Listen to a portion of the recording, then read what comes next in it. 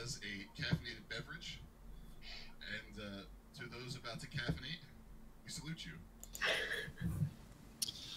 What I want to do is, right before we get rolling with the story again, I want to take a moment and just have our players introduce themselves once again and give us a little description of their character so that everybody watching has a clear understanding of who it is that's traveling around here. So, Adalia, let's start with you.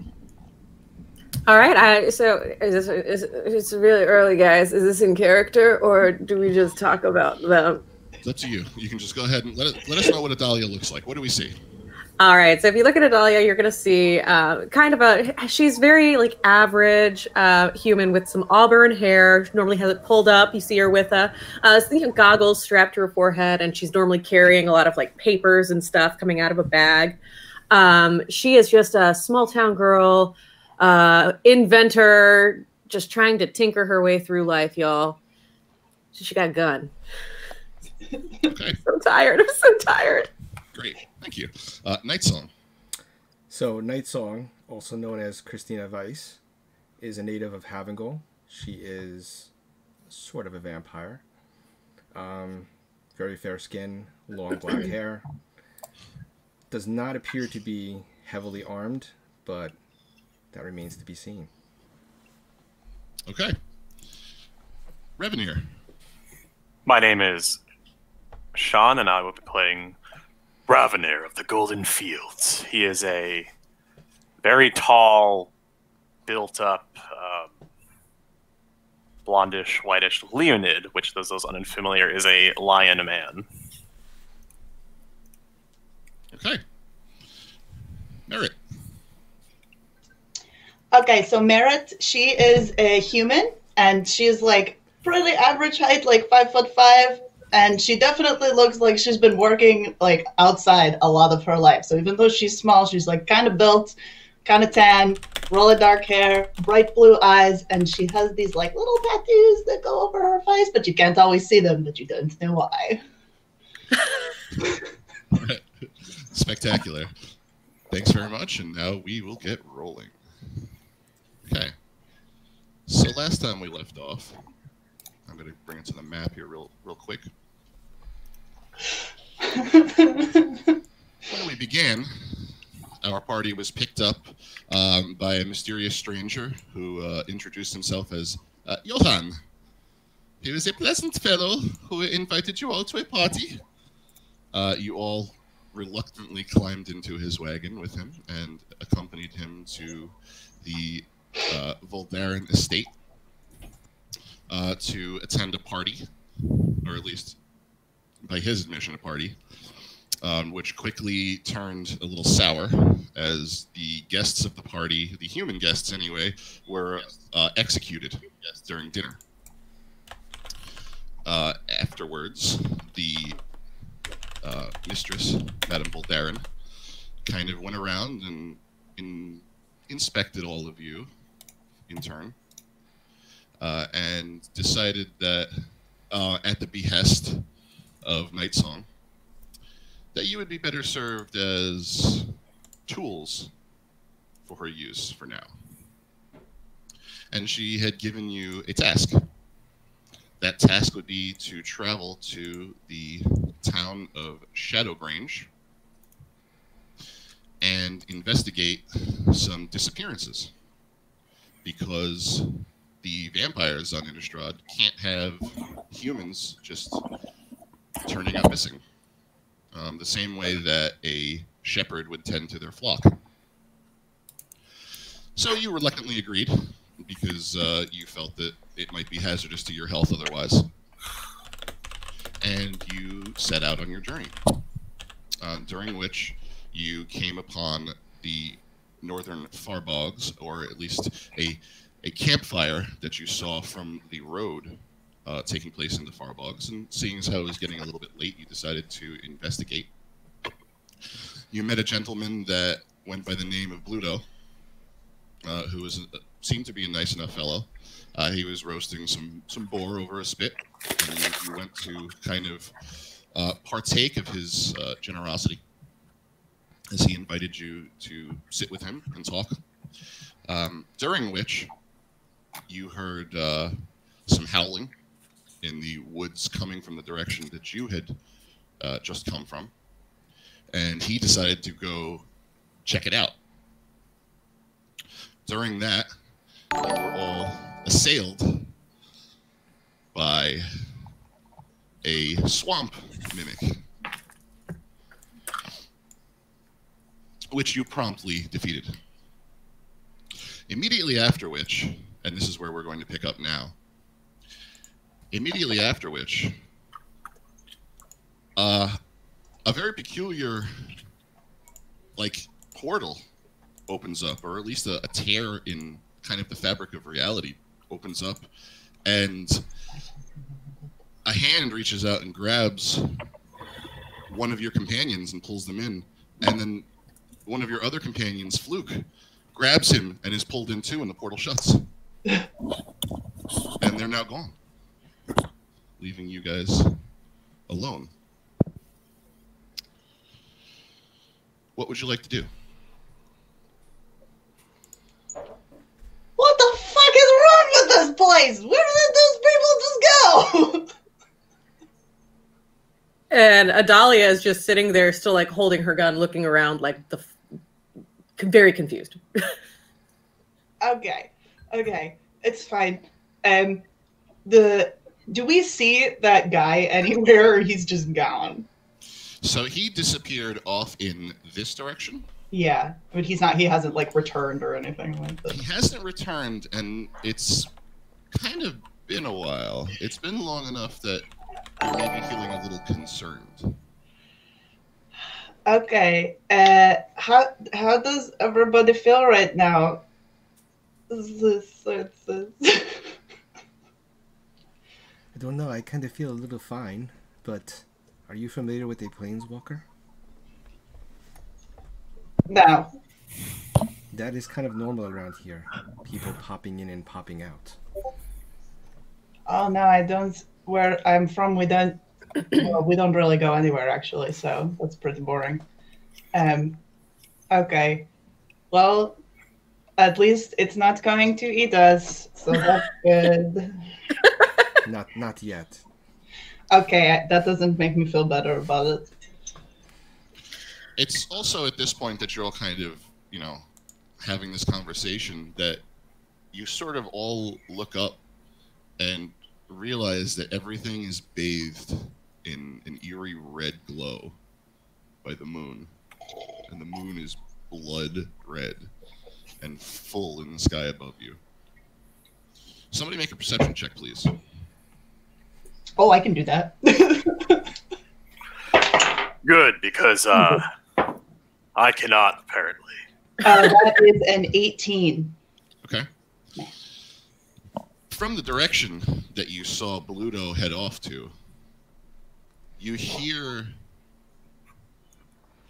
what sounds like a group of animals being hurt. Sounds something akin to like a dog screech.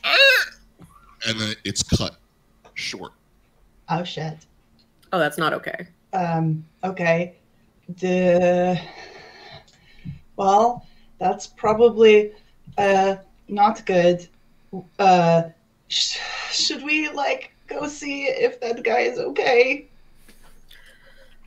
And Adalia is just like kind of like holding her torso a little bit, and she's just like, I'm sure that's the right thing to do now, isn't it, Merritt?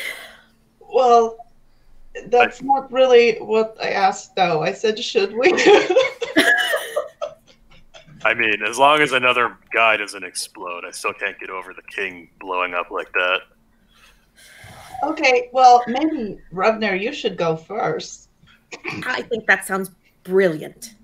Adalia, are you okay? You look like maybe you, like, a little banged up, no? It's just that time of the month, so to speak. Do you usually get like a gash in your side once a month? I don't understand what you're saying. No, don't worry about it. Everything's fine. Let's carry on. Okay. Okay. his trail is pretty easy to pick up. I'm not even going to make you roll for it. Merritt, you find his trail right away. And you point it off. So who's going first? Is Revenir going first? Merritt's like kind of hiding behind Ravnir, like that's the way they went. Okay. Okay. So give me kind of a marching order. So Revenir is going to be first. I'm just going to line them up on the map. I will go second. Okay. I think it's safer. Okay. So we'll do that. Who's going to be coming in third? I'll probably be in the back. Mm-hmm. I feel like it would make sense if we almost flank. If that makes sense, I don't know, because we're both pretty ranged. Yeah, have the two of us like in the back together. Yeah, like there and there. Okay. Yeah, like a walking. Like when when somebody starts walking in a movie and then people kind of file it into like a V in the back. Okay. So that would be like the flying V? Yes. Okay, so Revenir and Nightsong, you guys kind of go straight in, and Dahlia and Merritt, you sort of stick out to the sides a little bit and kind of more cautiously follow behind. You make your way into a little bit further into the swamp, kind of back the way you came a little bit. And as you go, your boots are still kind of sucking in the mud as you go along, making it a little bit tough to traverse.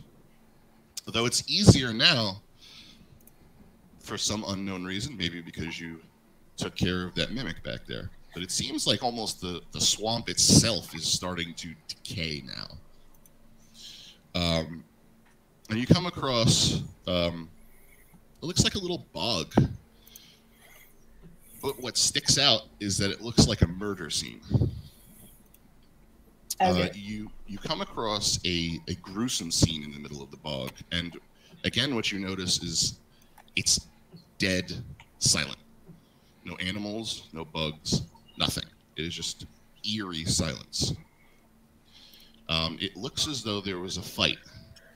There's kicked up mud strewn all over, along with splashes of blood on the ground and on the trees. And several canine bodies are strewn about in pieces. I have Well, a that is question. not helpful. Sorry, go ahead. Oh no, that was just Adalia's reaction is just very upset. It seems someone has hunted these hounds. Okay. Somebody make an investigation check for me, please. Or perception, your choice. I can do that. Wait. Hold on. Is this? Okay, would this be used to recall information about fiends, fae, or undead? I'll give it to you. Go ahead. Yay! Advantage! Rolling 2 dice and gonna take the highest. Which one do we get? Is it gonna be? Oh, okay. I guess that's okay. That's a 16. Okay. So from what you can gather, and again, you're kind of off to the side by yourself, and so you're sort of like looking at this, on your own. Several of these look like they were kind of large for wolves. There have been known to be wolves of unusual size, but you have never really come across one. Oh, wow. Something else that catches your attention is that one of the forelimbs appears to have a thumb. Like, it almost looks more like a hand than it does a paw. Do these wolves look familiar to Merritt at all, given her history with wolves? Make a nature check, please. What? Shit. Oh no. Still, it's 16. Okay. I didn't comparatively take that proficiency.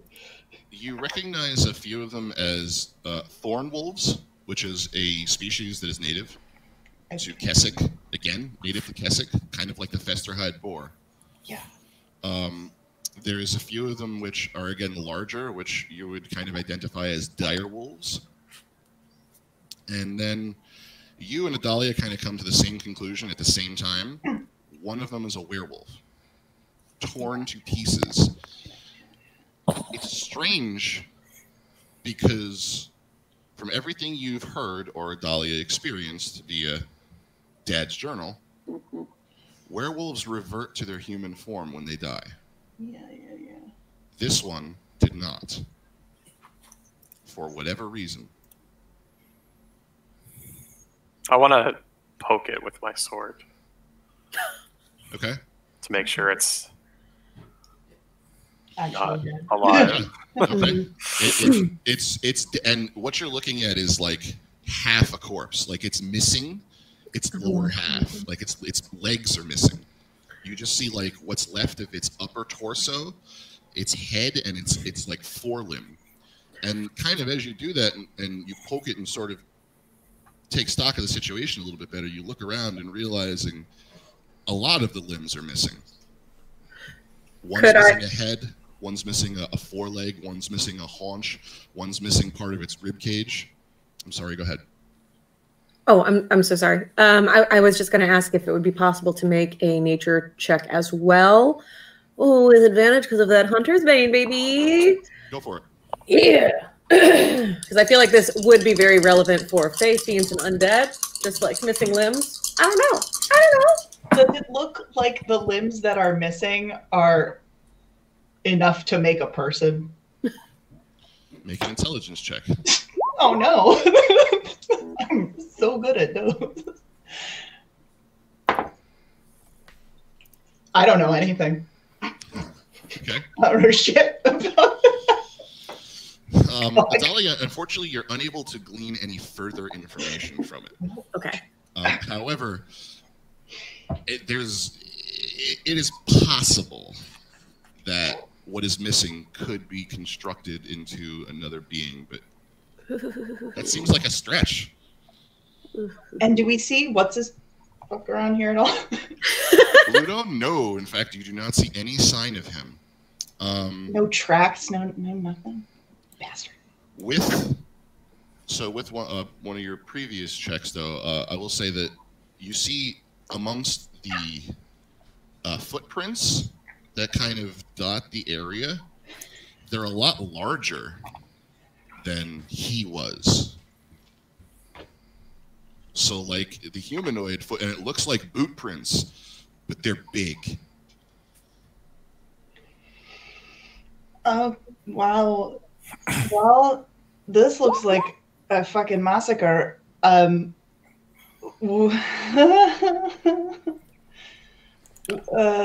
This looks like several fucking massacres. Yeah. Merritt's like walking around the outside, kind of like sticking to the trees, trying to see what's going on and also not be very obvious. Can I, like, look around and see if there's anything watching us in the tree line or anything? Yes, you may. Make a perception check, please. Why? Why with the smile? It's so no.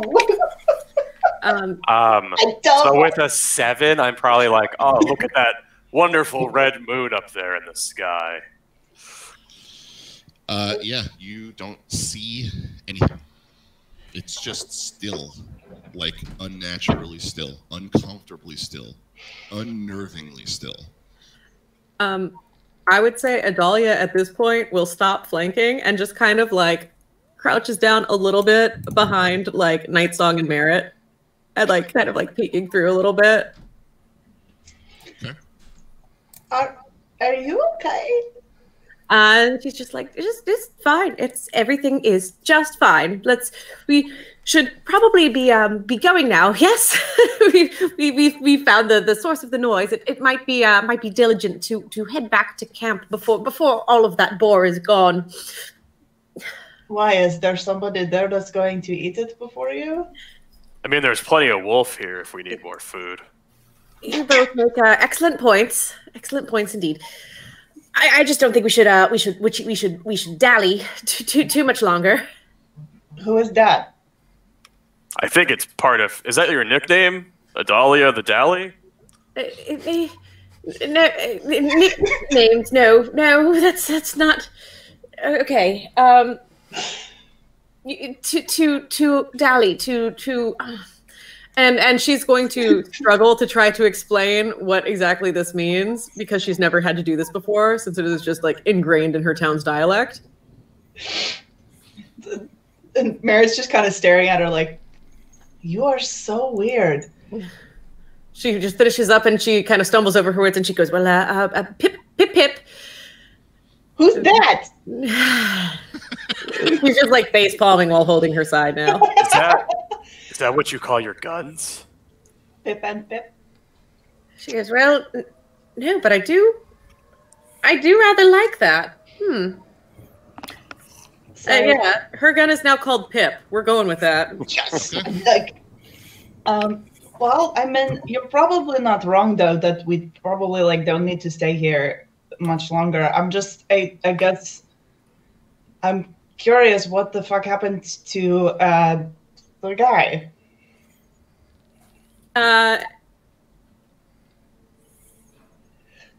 He was probably eaten by wolves.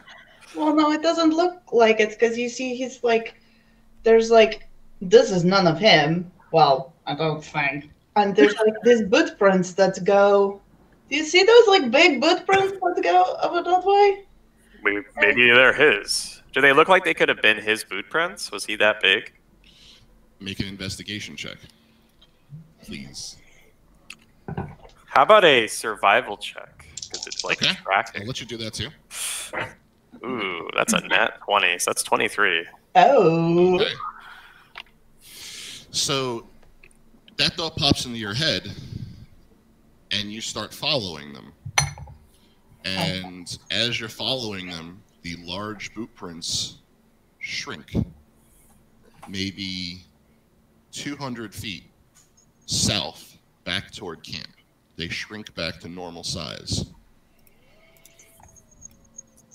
Oh, good. Well, You also notice, with such an incredible roll, they sink heavier into the mud than it looked like the ones around the murder scene did. Maybe perhaps he was carrying something.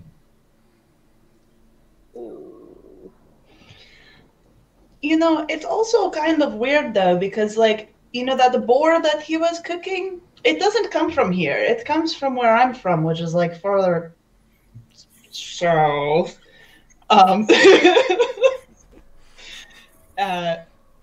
And these things, these wolves, they also don't. They're not usually up here. They come from where I'm from too.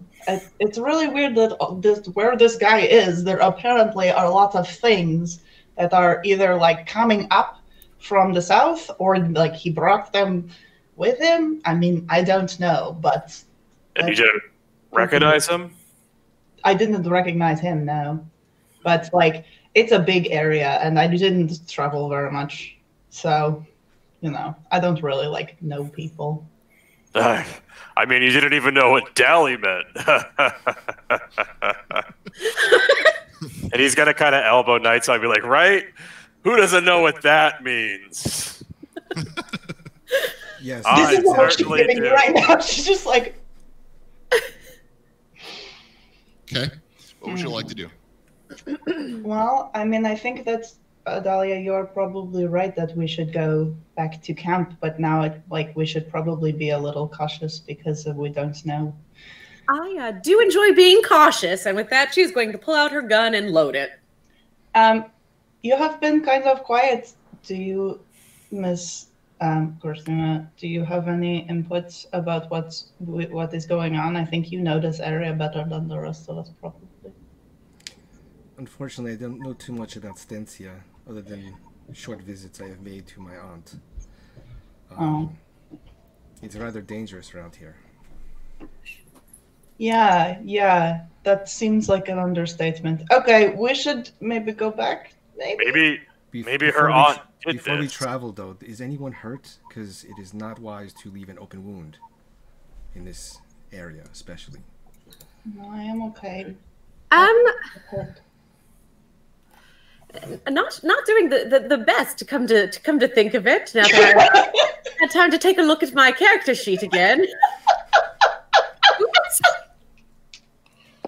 Okay, so Night Song's gonna go and check Adalia's wounds and give her cure wounds. Alrighty. So that is a 14. I am also down like 4 points. Okay. I can take care of that if it's just a little bit, and she'll like probably reach up and put her hand on your shoulder and like pat you, and I'll do healing word real quickly. What's your healing word? Good job.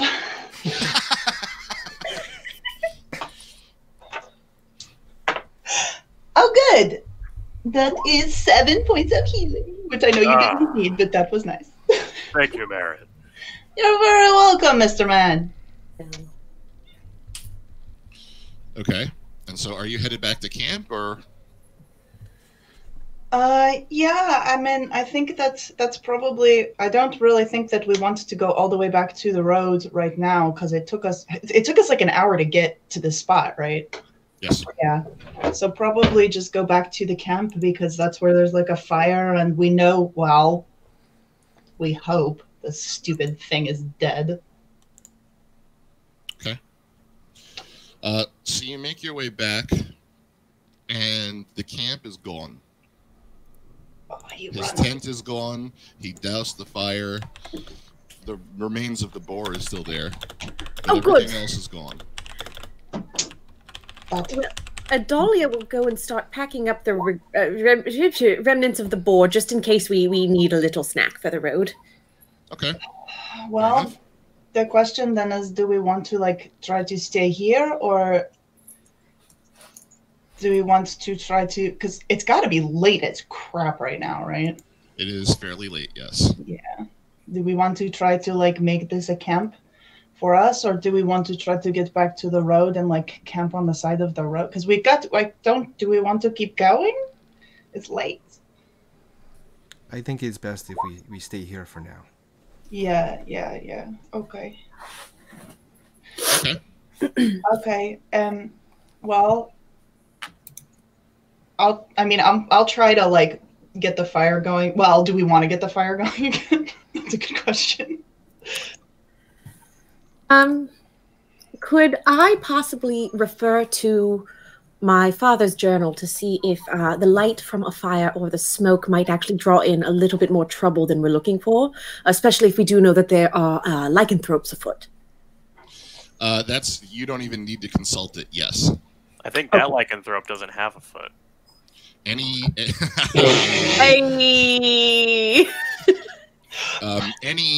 kind of a campfire or anything like that is going to signal any predators in the area that you're there. Yeah, okay. So maybe if I can just look around and see if I can like figure out what would be a better spot to be, that where we would be like a little hidden from like obvious. Okay. Give me a nature check, please. Okay. Nature, actually, or survival, your choice. Ooh, I can do survival because I get advantage on that one. Okay, that's a 15. Okay. It takes you maybe 15, 20 minutes, but you go a little bit further west to the edge of the Farbog itself, where the mountain range starts to sort of, the landscape starts to climb up. And you find a little cave that you guys can all kind of sit inside. It's not really deep. It's only maybe 10 feet. But it's like a little protected. Yep, it's a little cave. It'll shelter you from the elements, and you should be able to kind of make a fire here that isn't as noticeable. Awesome.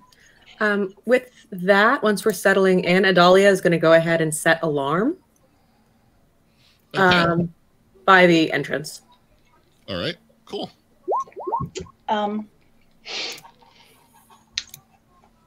Okay.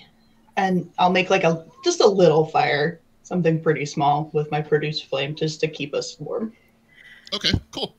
Cool. If it is easy on everybody, I will take watch first. I don't sleep very much. Okay.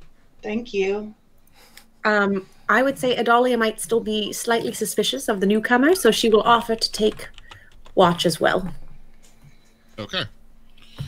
And before we go to bed, Merritt, she's gonna plop down next to wherever Ravnir is sitting. Hey. So I'm really sorry that when we first met, I wasn't very nice to you. I didn't mean to, but I was just like really scared. And most of the things in this area that are like big and furry and walk on two legs, they eat you. I appreciate the apology, but it is all right. I am very new to this place. Okay. So that big sword, you're really good with using that. Yes. Yeah. Can you teach me how? Yes. Okay. Yeah, I want to be able to like use that and cut into things like you were doing with that tree. He's gonna draw his sword, which is probably almost the size of you, and then just like swing it in the air a couple of times, and then offer the hilt to you. I don't think she can lift it, so it probably just falls to the ground. Oh man, that's... Well, we'll have to get you one of your own. Yeah, maybe something a little smaller. Yeah. But that's really cool. Thank you. I really appreciate it. No problem. Just gonna try to hand it back to you. Hell. Yeah, so you take the hilt of the sword and just right straight to the ground, like almost pulls you off your feet. And you're like, wow, this is heavy. And you hand it back to him, and there's a stick nearby that looks like more your speed, and so you kind of like grab the stick and swing it about a little bit, and Yeah. Do you have? Hang on, let me look at this, because I don't know if you have proficiency in those kinds of weapons. Okay, I do not, but I could train her over time. Yeah. That's exactly what I was getting at. Yeah. If you would like to continue taking lessons from him, then down the road a little bit, that could turn into something. Yeah. Sweet. Okay. Does anybody want to accomplish anything in particular during the evening? So I rolled an insight to see if Night Song is going to maybe try to eat us in our sleep, and I rolled a 1, so he is completely trustworthy of Night Song right now. Oh yes, she seems like a very trustworthy lady, and totally won't explode us where we lay. Yes, you will not wake up with her fangs buried in your throat. You are very comfortable with this. In fact, you fall asleep immediately. And so, Adalia and Night Song were taking watch. Mm-hmm. Correct. Okay. Both of you make a perception check, please.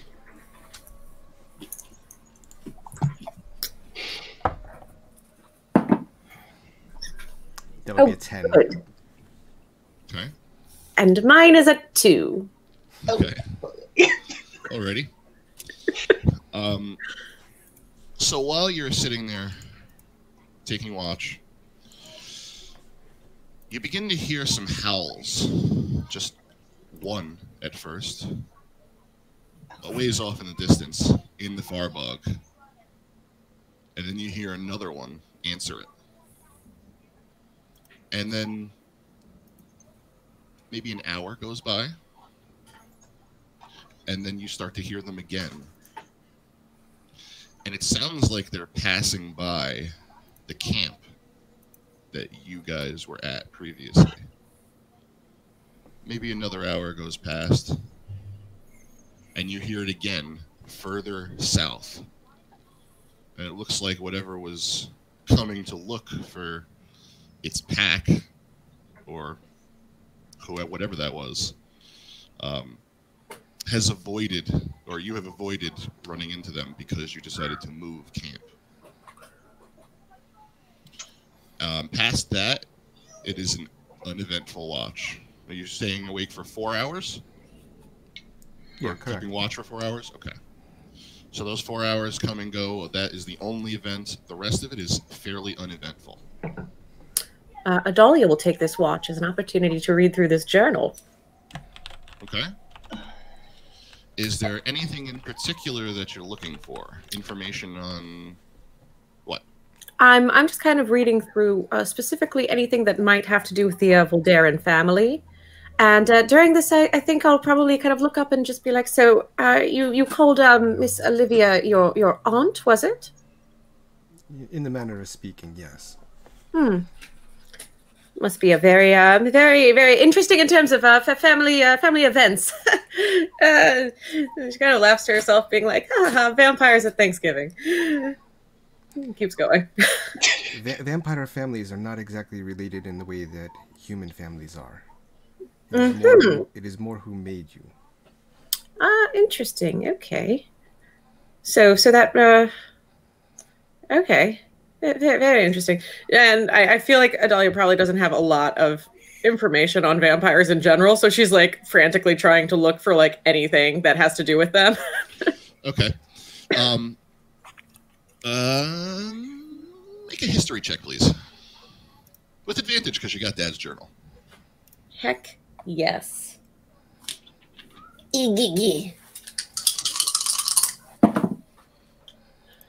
That would be a 23.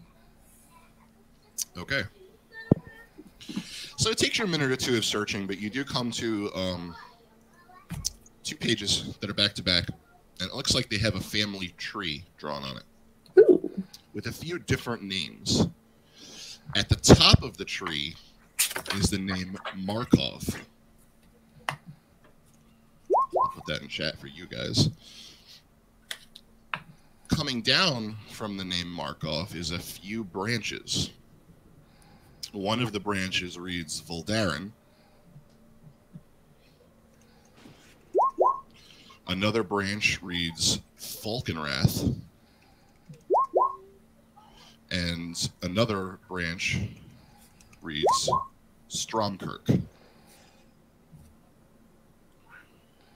There are a few other branches which actually come off too, but it looks like those have been scribbled out. Kind of leading you to believe that maybe those families don't exist anymore, or at least not prevalent enough to really be of note. But those are the other families that are there. So written in kind of in the margin near Markov is kind of a few words like psyche, mind, telepath, things like that, as if your father wasn't quite sure what they were capable of, but he thinks that maybe they are vampires who are good at mind magic. The Voldarens, it has written animals or polymorph, kind of with question marks next to it. The Falkenrath written next to it reads flight, question mark.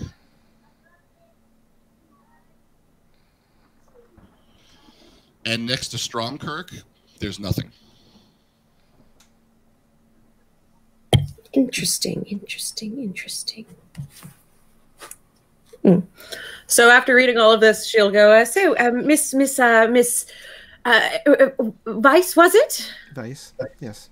Or Night Song, whichever you prefer. Yes. Do you have a favorite animal? Nothing in particular. I really did not get to spend time with animals much in Nephalia. Oh, well, that is truly a shame. Interesting. Okay. Not really partial to any animals in particular. No, nothing in particular. Okay. You see her just writing down something that I'll tell you. She's just writing no favorite animal on a blank page in the back. Kind of like flips over and just.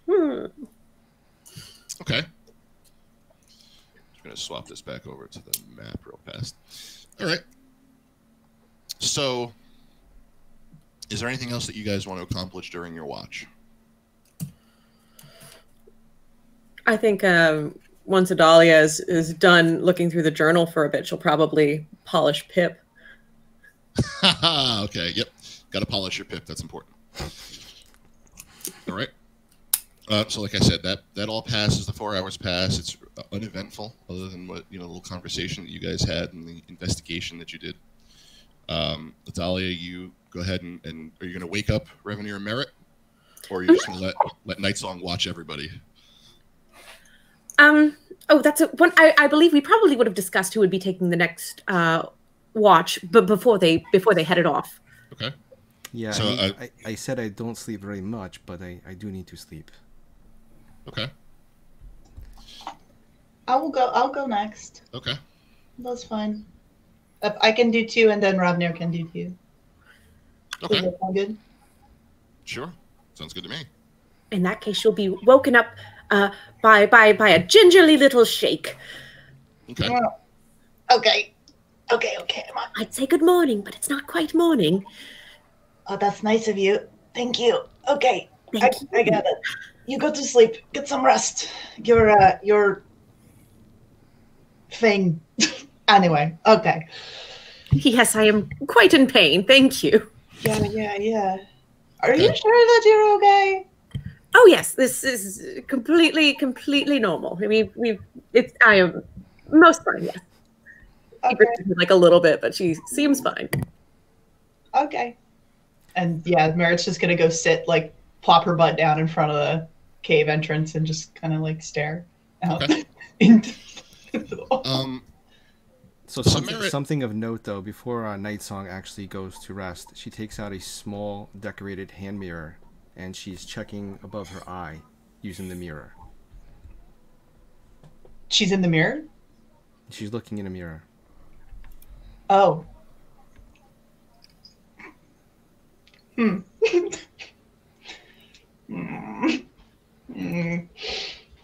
Or I don't know, DM, do you think that she should do some sort of maybe Arcana check or history check to see why that's significant? Sure. me? Yeah. Me? Okay. Or if you want to look at her reflection in the mirror and see what she sees. Yeah. Well, that's not great. That's only a 9. Well, you can kind of see her reflection in the mirror. Yeah. Her reflection looks different. Okay. Because, like, she was eating before, and I think Merritt doesn't think that vampires, like, eat regular food either, so. Huh. What does she see in the reflection? What do I see? Slightly a younger version of her. More like a teenager. Okay. I don't think that she's going to say anything if she notices this. Okay, yeah, you Probably. definitely notice. Yeah. So she's being obvious about it. She's kind of sitting in the back of the cave, like looking at herself in the mirror, and you kind of look over your shoulder and you see her reflection, and you're like, "Wait a minute, that's not Nightsong. That's a different girl. Like, why is there a younger girl in that mirror?" Does it looks like a younger version of them, though, right? Yes. It's not like a okay. Okay. So Merritt's just kind of like, All right. And so as you kind of, plop yourself down and start your watch, the sky has begun to lighten a bit. It is not as ominously crimson as it was. It is starting to, morning is starting to kind of break, and you're still plagued by the Nebelgast, which is like maybe a foot or two off the ground, and it's just like clinging there. Make a perception check for me, please. I can do that. 17. Okay. So something you see also is the Nebelgast in the cave with you too. This mist clings to the ground pretty much everywhere you go.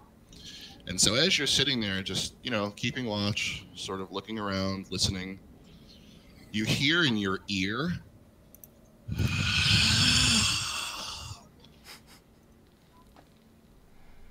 and you look, and you see just the glimpse of a face, and it's gone. Oh, shit. It like made of the fog or just like in the fog? Made of the fog. Oh, good. Okay. If I try like to prestidigitate and move just like a little puff of air to try and move the stuff out of the cave, does it go anywhere? Yes. The fog is affected by like wind and air effects, so if you want to try and move it out of the cave, you can totally do that. Yeah. So I just kind of like prestidigitate a little bit, make a couple puffs of like air and try to like... Okay. So as you do that, it kind of like forms like it floats out of the cave and then kind of drifts upward as you do it, sort of forming like a sheet in front of the cave. Mm-hmm. And you see like two hands, almost as if they were pressed against glass, and a face press itself against like the wall of the fog, and then just pull itself back again. Oh shit. There's something in there. Okay. I'm gonna take a rock off the ground, like a little pebble, and kind of like try to hit Ravnir with it so I don't have to like turn around. Okay. So we're like focused on the fog. I'm like,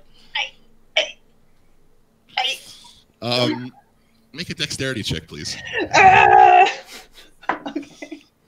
Ooh, I rolled a 19, so... Okay. Revenue hits you square in the forehead with it. Like it's a pebble, but less of a pebble, more like an actual rock. She pictures like she hits you right in the forehead. He's just half asleep, snoring, and the rock hits him, and he jumps up and draws his sword and goes, "Ah!" No. There's something in the fog. I saw it. I don't think it's like... I can't tell what it is. But I didn't want to be by myself if something happened. He will try to quietly walk up to you and look into the fog. Do you see something? Do you see anything? Oh wait, you're right there. Okay. Make a perception check, please.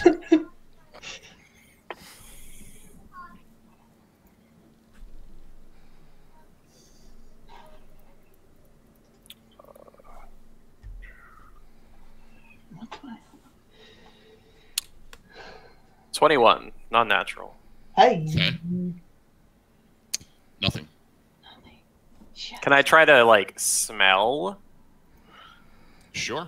I'm assuming as a lion man, I have some sort of... Sure. Make another perception check for me, please. Ooh, that's not as good. That's a 6. Oh no. It smells damp. It smells musty. You pick up the earthy scent of the cave. You can definitely smell some like fetid, rotting material, like wafting in from the swamp. That's about it. I don't see anything. Okay, well, that's probably good. Sorry, that really freaked me out. It was a little weird. Well, and it's probably time for me to go get a little bit more sleep anyway. Just keep an eye on this fog. I don't know. It's really weird. It's freaking me out. Okay. So, are you going to be able to get back to sleep? I don't know. I can take the next watch if you want to get some rest. Okay, I will try to do that. I need Okay. to. Merritt, it takes you a good 15-20 minutes to get yourself back to sleep, just because you can't shake the nervous thought of what you just experienced. But eventually you do find some sleep. Okay. Revenue, are you standing, sitting, pacing? How are you keeping watch? He's kind of leaning against the rock wall, keeping an eye on the entrance. Okay. So you hear from maybe 15, 20 feet out, coming from the swamp itself. Come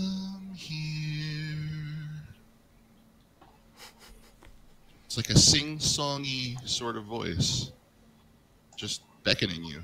He's gonna look a little confused, and he's gonna go, "No, you come here."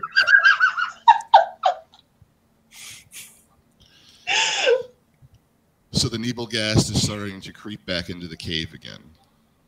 You're noticing now, after you said that, it's crowding around your feet and pushing itself further into the back of the cave, and kind of, it's almost enveloping the rest of the party while they're sleeping. Like it's almost higher than they are. Can I shoot a firebolt into the gas? Oh my god. You sure can. I also have a quick question. Would this be setting off the alarm at all? No. Okay. Okie dokie. Make a little note. Alarm equals useless. Question mark. I got a 12 on that attack roll. Okay. You launch it into, or is it several bolts? Firebolt? It's just the one. Just one. Okay. So you launch it into the swamp aimlessly, and you can see actually as it goes, it kind of parts the mist in like a circular way as it travels through, and you see it like in the distance, like hit a tree. Nothing.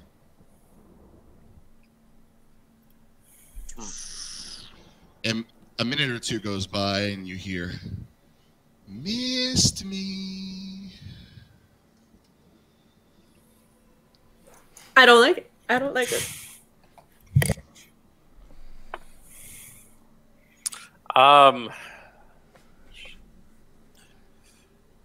He is gonna.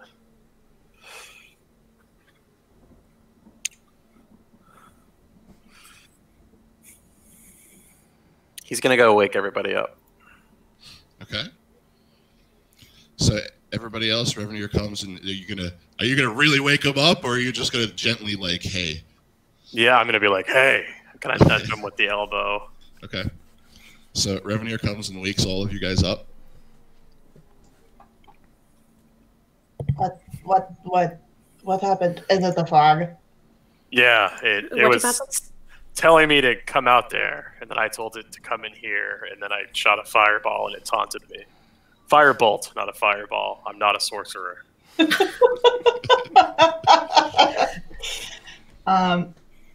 And I guess it's like in the cave. You said it's like enveloping us at this point, right?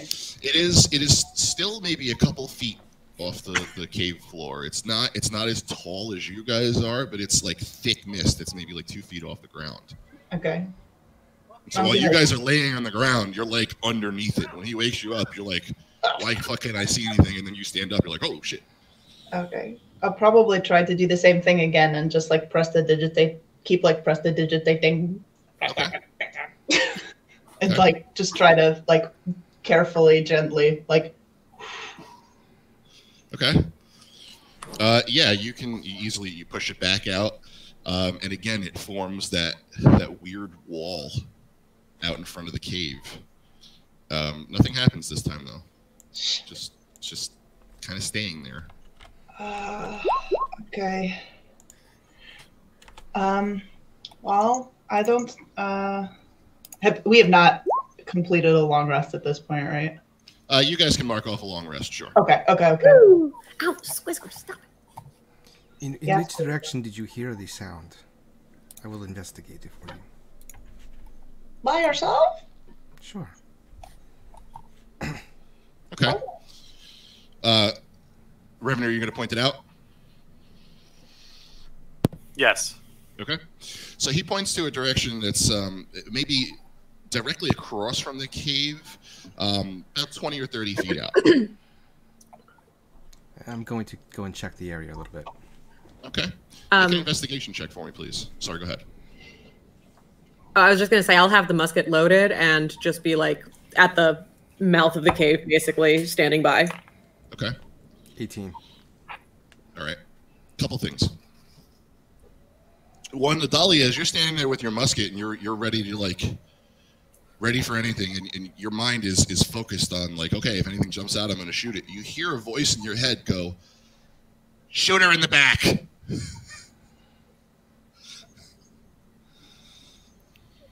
No, no, no. What?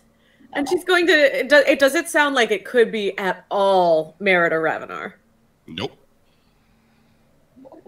So can. Oh, I don't like that. I don't like that. I didn't like.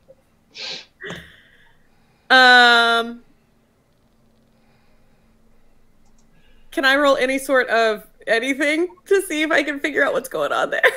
Make an intelligence check. Okay. Okie dokie. +3, baby. 17. Okay. It doesn't really sound like, so nobody else noticed it. Because as you're looking around, like, you know when you hear something and you're not sure if you actually heard it and you sort of look at the rest of the people in the room to see if they heard it too? Mm-hmm. Nobody else did. I'll straight up ask. I'll go, anybody happen to hear anything, anybody, anything interesting? No? I heard that voice earlier, but No, I didn't hear anything. Are you hearing things? I am completely fine. Everything is just fine.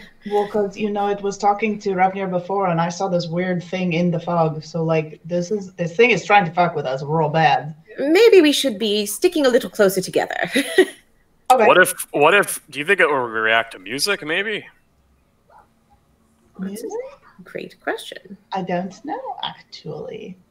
Well, first, before we get to that, Oh, Night no. Song, your investigation turns up nothing. No footprints, no signs of anything being in the area. Nothing. To you, it looks like just Nebelgast shenanigans. Okay. Something is fucking with us. I'll return to the party and it is nothing. Just finish your rest for tonight. We probably have a long day ahead of us. Okay. The rest. So if everybody goes, I think you have maybe like another 30 minutes or so left of your long rest. You guys get a little bit of sleep. It's uneventful. Mark off a long rest for yourselves, and we are going to go ahead and take a break. Let's take like a 5-minute break, Okay. and everybody go ahead and use the bathroom, get some coffee, and we will be right back. Or even both. Yes, or both. Or Okay. some, say it, David, coffee. Coffee. Some coffee.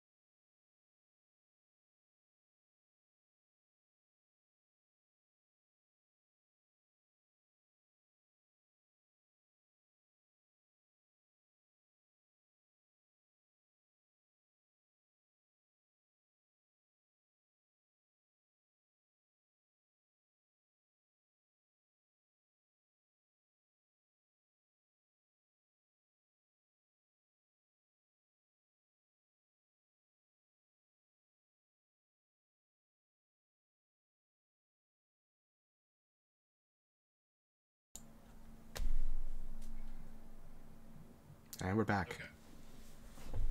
So, you all finish up your long rest, and daybreak has come. It's reasonably early in the morning, not super early, but 8-9 o'clock ish. The day is yours. What would you like to do?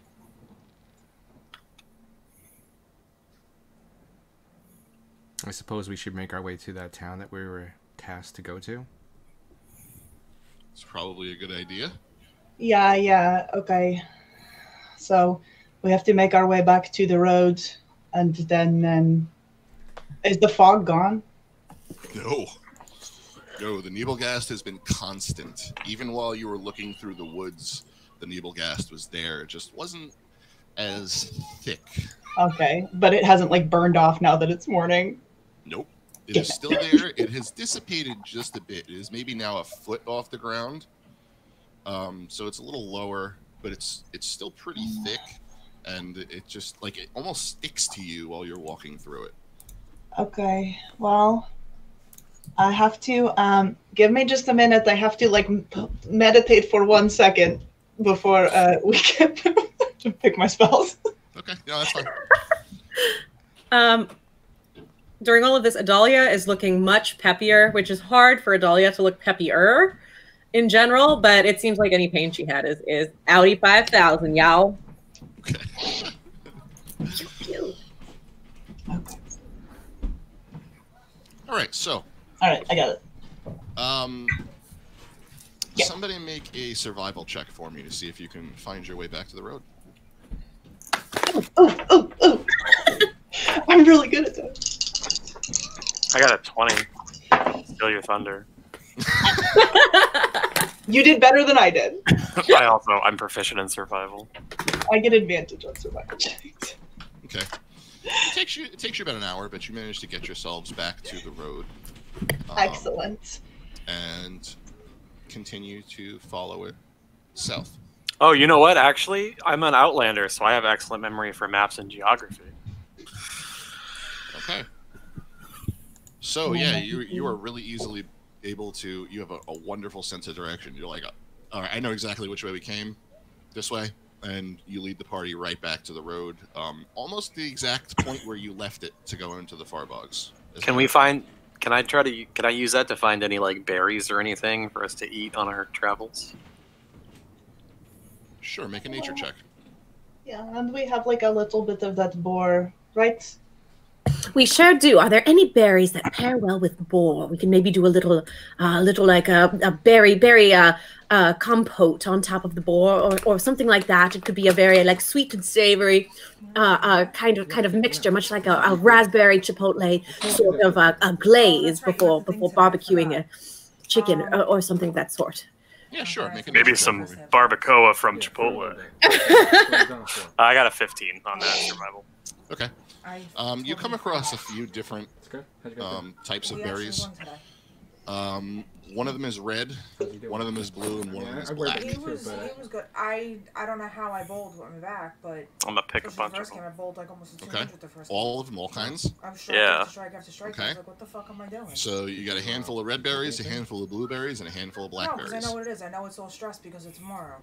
And I'm gonna walk And I over texted to Sean when I was there, and I said, do I need to wear a the mask people that are when I'm from in the here and be office? like, He said, are "No, any I'm of gonna these walk around in the edible?" hallways or talking to other people. Probably a And he also told me good that I need to call. go to the East Gate when I get to work tomorrow. Who are you going to show them temperature to? check before I even Everybody. go to the office. Everybody. Okay. So it's a good thing he told me that. So because Merritt, you I see him probably coming would've over, been and late he's for got work a tomorrow. handful of these berries. You know, having to I gotta get back to this. I don't gotta You break know it. right I away just took a break and took her out. The red ones and blue ones are poison. Okay. Yeah, those are not good, but these black ones, these you can eat these.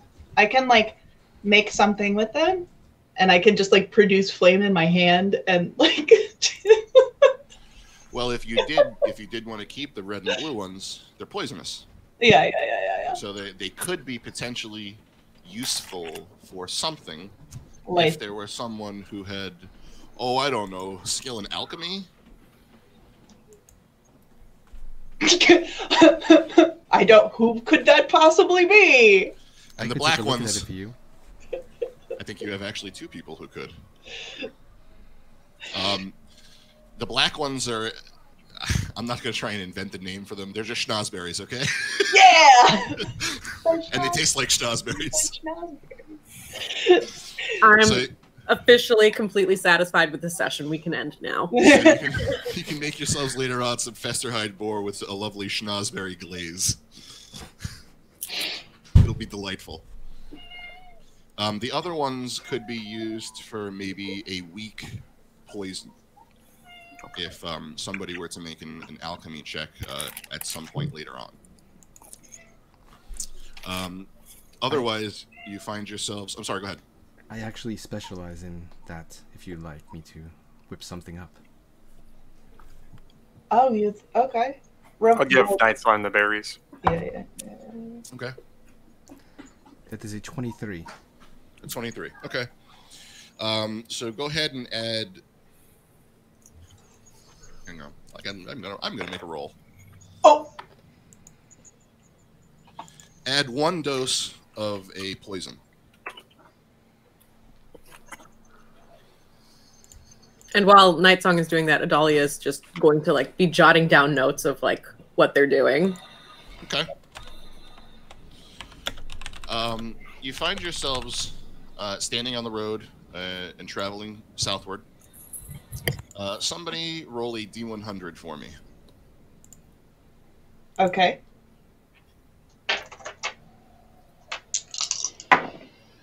Uh, 13. Okay.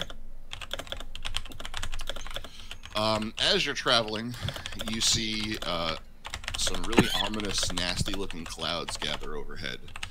And it at first is sparse, but then it starts to rain hard. Ah. It just starts pouring on you guys. And in seconds, you're all drenched. Merritt is jumping in puddles. Okay.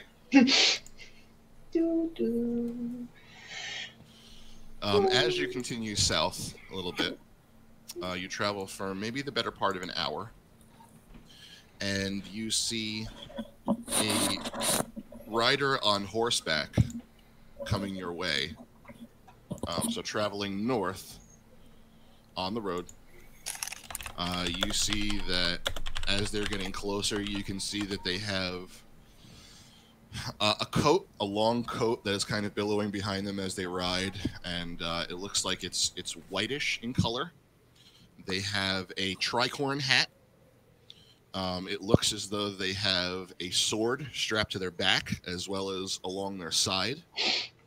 And the horse looks like it's barded, and so it has some armor on it. And he gallops up to you and stops and kind of looks, and as you get a little bit better look at him, he's a man with like really chiseled features, really square jaw, high cheekbones. He's got like a black, like 5 o'clock shadow. And he stops and kind of looks you all over and addresses you. He says, "You there. Identify yourselves. Who are you all?"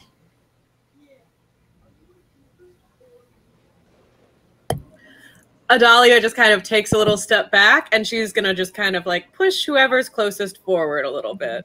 Ravenir will step forward. We are friends of the king. Okay. You're gonna say you're friends of the king? Yeah. Okay. He immediately draws his sword. He draws a rapier and he levels it at you. And he says, "Lycanthrope!" No. Listen, I thought the same thing, but he's fine. He's not. This is just what he looks like. It's cool, man. I am Leonin, not a lycanthrope. I'm not familiar with what or who that is. Give me one good reason I should not run you through on the spot. I am from a place called Theros. He has not eaten any of us, and we have been traveling companions for quite some time. I do believe at this point, if that was going to happen, we would be dead by now. I mean, look at him, look at us, we're so little. I'm just looking for a wizard to give me some courage.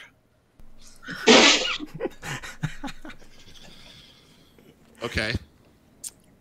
Revenir, give me a persuasion check. Adalia, give me a deception check.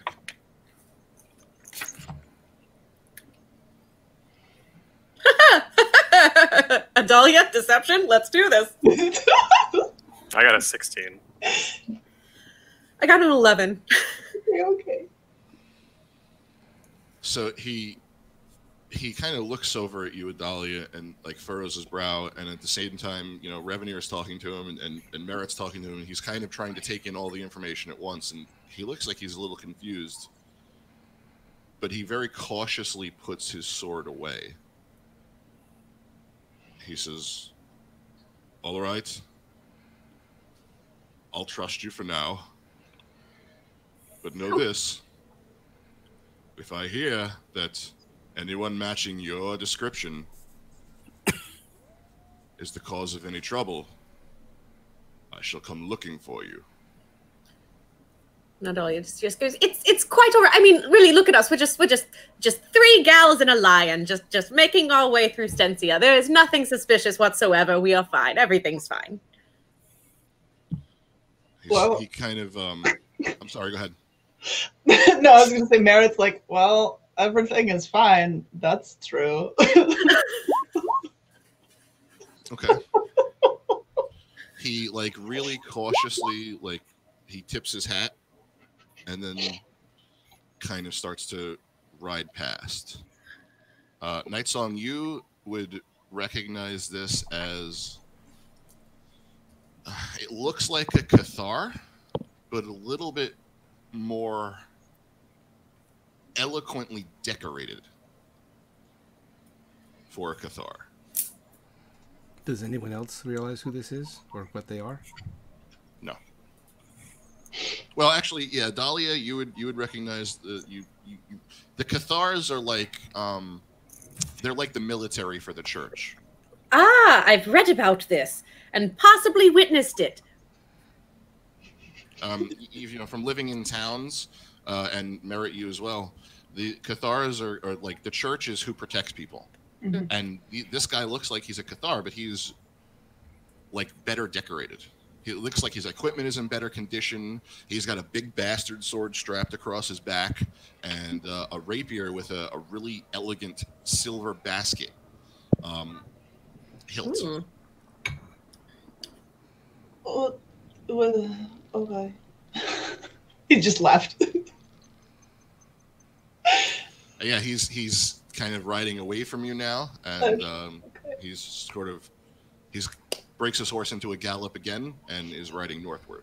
Oh, wait, should we be asking him anything that might be pertinent to our current situation? Yeah, I don't know. I was kind of thinking that maybe. Anyway. Are you within earshot? So he stops his horse and he kind of turns it sideways and looks at you. Yes, what is it? I do believe maybe we were a little bit too overly excited at first, or just you know. So we're just. Adalia's not good at talking. Does anybody have any charisma whatsoever before she puts both her feet in her mouth? No.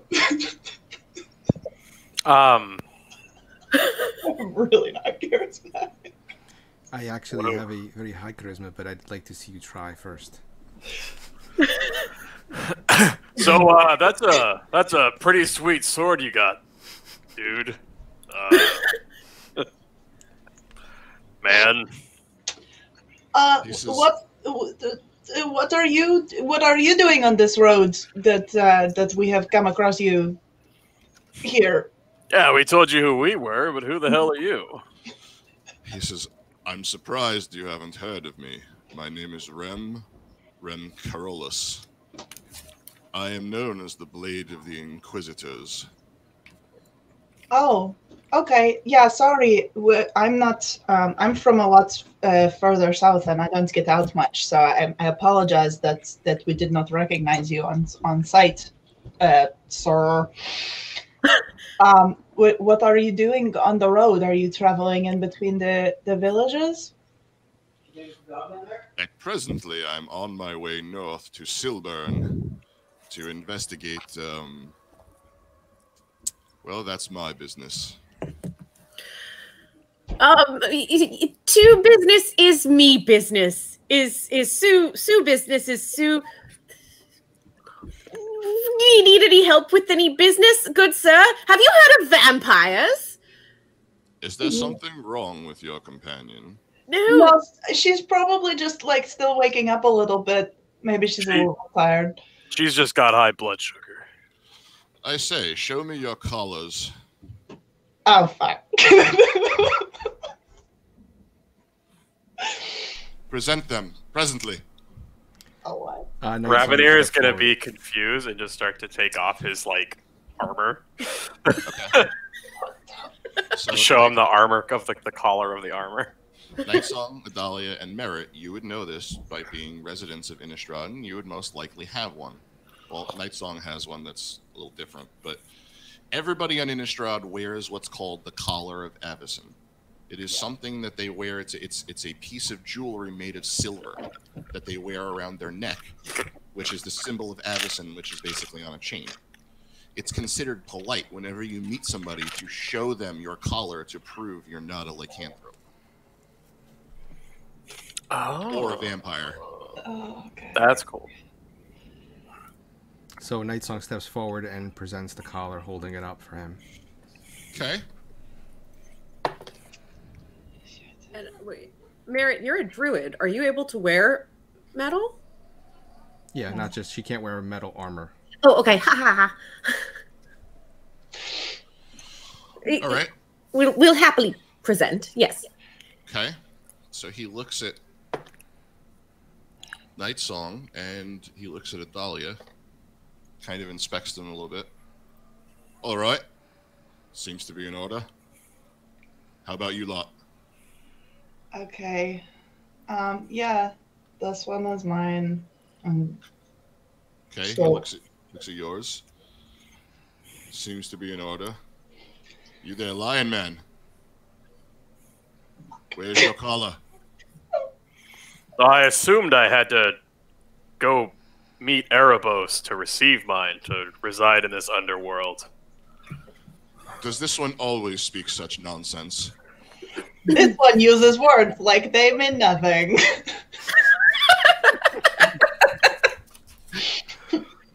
Isn't that how it works? And if I wish to return to the surface, I need a death mask? I have no idea of what you speak of. He's- As you're saying these things, he seems to be more and more interested in you. So as you're talking to him, he starts to like move his horse closer and is kind of studying you a little bit more intently. Adalia, Oh, yeah. no, you go ahead. No, I was just gonna. I want to try to like distract him a little bit and be like, so we had heard that there was some like funny business going on. Like, what was it? What's the name of the place we were being sent to? Shadowgrange. Shadowgrange. We had heard that there was like some funny business going on down in Shadowgrange. Do you know anything about that? Make a persuasion check. Oh boy. 9.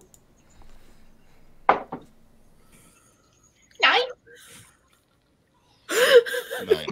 Okay. He says, this is a rather troubled time that we live in. There are disappearances everywhere. Why, do you ask? Oh, we were just, well, you know, we're traveling and we wanted to make sure that we weren't going anywhere where there was like bad stuff happening. You know, we didn't want anything bad to be happening to us. Yes, traveling indeed, and by yourselves, as a matter of fact. Why don't you have a Cathar escort? Well, we lost our guide to the Tardix River. More nonsense. It's fine. He is new here. I mean, I assure you. And she's going to gesture up to Rem's rapier, and she's going to go. I'm assuming that has some silver on it, does it not? I'm sure he would be happy to hold it for a moment, if that makes it any better. That would help his situation greatly. Ravenor, why don't you hold the nice man's sword for just a moment? He'll put his hand out to take the sword. Okay, so as you do so, and he sees that there's no reaction, he kind of looks like he sits back in his saddle a little bit. And He's gonna swish it around a little bit. he looks a little bit more at ease. All All right. You've proven yourself for now. And you appear to know your way around a sword as well. Yes, I was a warrior back when I was alive. Back when you were... I don't understand. It's really not important. Are you not living? He is certainly living. He likes to play a game. He's not all right in the head all of the time. So we like to humor him. He's our special buddy, and it's all fine. We're all here. You see our collars. We are going to take very good care of him, and we're going to go fetch him a collar straight away as soon as we reach the next town. You have my word. I'll even write my word on a paper for you. Doesn't that sound fun? Doesn't that sound wonderful? Says yes. He pulls out a piece of parchment and like a quill, and he starts writing something down. Suspicious individuals. Crazy furry man. He puts his book, puts it away. And then he fishes out, and he reaches into one of his saddlebags, and he fishes out a collar, and he throws it to you, Revenir. Don't be caught without this. You will be brought before the Inquisition, for sure. Nobody expects this. And that would turn out most unfortunate for you. You may want to consider finding yourself some type of a disguise as well. Yet. Well, thank you. I suppose I could pick up one of those hats and maybe wear that to disguise myself. Yes, that is a possibility. I say, your friend is very strange. Yeah, well, he's not from around here, and I think his customs from where he is actually from are really different from ours. So we're just trying to be respectful because he is a foreigner. Did his mother and a lion have an unfortunate meeting? You know what? I don't think that is a good question to ask somebody when you first meet them. So I didn't ask. So I don't know. My mother and father were like me. We're Leonin. I don't think I know what that is. I still don't understand what's happening here. Yeah, none of us really do. This place really is hell. This is, well, if you have no more questions for me, I must be on my way. Adalia is just going to push Night Song forward. Okay, never mind. Bye. Thank you for all of your help. So Night Song is going to address the Cathar and tell him that this is completely normal, that I will look after him. And roll a wisdom check, please. Shit's going down. 17. Okay, well that failed. She was attempting to use compulsion. Okay. So you try to use your silver tongue, and even though he passed his wisdom save, it's okay. He looks like he's put at ease. Okay. And Well, he just kind of says, "All right then, safe travels to you." And I'm not sure whether I hope we meet again or not. yeah, I really don't blame you on that. Okay, thank you. We'll be seeing you probably not. Bye. Okay, and he turns and he just rides off. That went really well, guys. Let's get the fuck out of here. I could not agree more. Okay, so maybe Ravnir, we should try to find you like a maybe we could teach you something, or maybe we could just like find you a fancy hat that lets you not be a lion man for a little while, because I think you're really freaking people out a little bit. Well, I mean, most things here are really freaking me out, so I guess we're equal.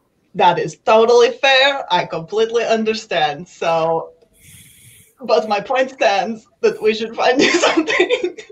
Honestly, I thought Johan was going to be bringing us to the Tartix River, but then he exploded, so I'm not really sure where we're going. Okay. What is this river you keep talking about? That's how we continue our passage through the underworld. What are you talking about? That's where we are, aren't we? No, this is just Innistrad. This is where I live. Yes, and when you die, you go to the underworld, which is apparently called Innistrad. Are you dead? I assume so. I was betrayed by who I thought was my friend, and then I wound up here several days ago. Did he kill you, or you just ended up here like you don't remember what happened to you? I don't remember it, but I can imagine death being something one forgets, even in the afterlife.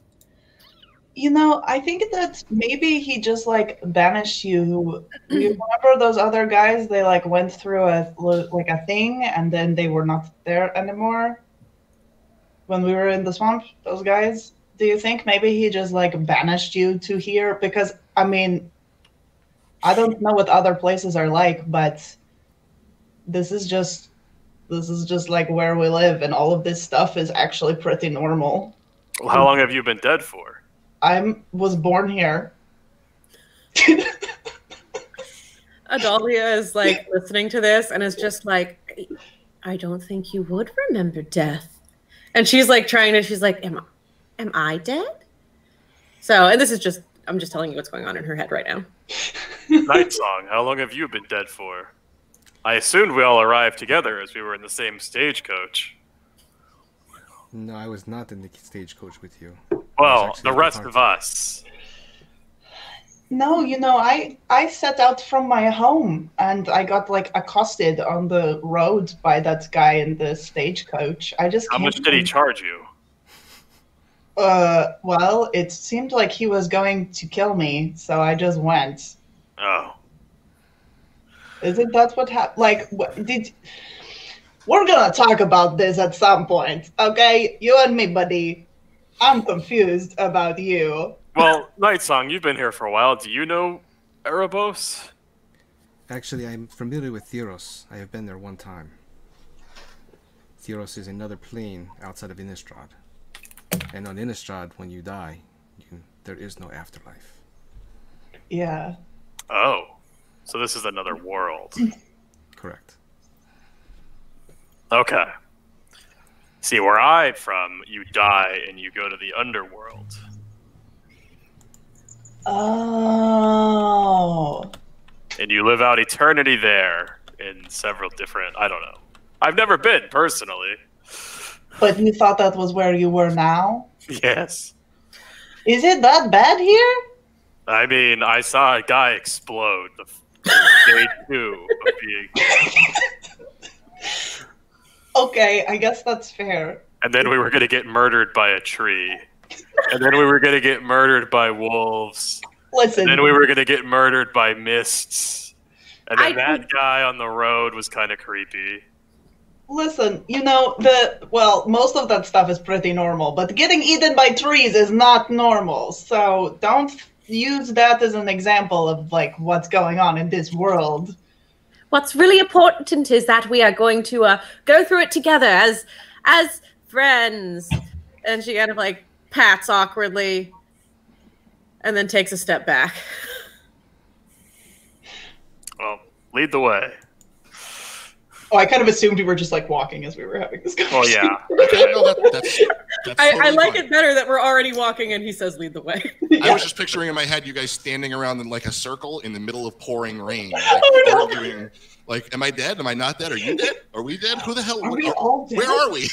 I've read that when you die, your brain actually produces a chemical that could bring out something that feels like an eternity in and of itself and causes hallucinations. So I think that it could be very, very feasible, or it would make a lot of sense that you could potentially, if you're used to a very different plane of existence, easily think that maybe that hallucination is the reality if you are suddenly brought to a new realm of existence. And she's going to go on like this for a little bit. He's gonna kind of lean over to Merritt and be like, "Do you understand anything in what she's saying?"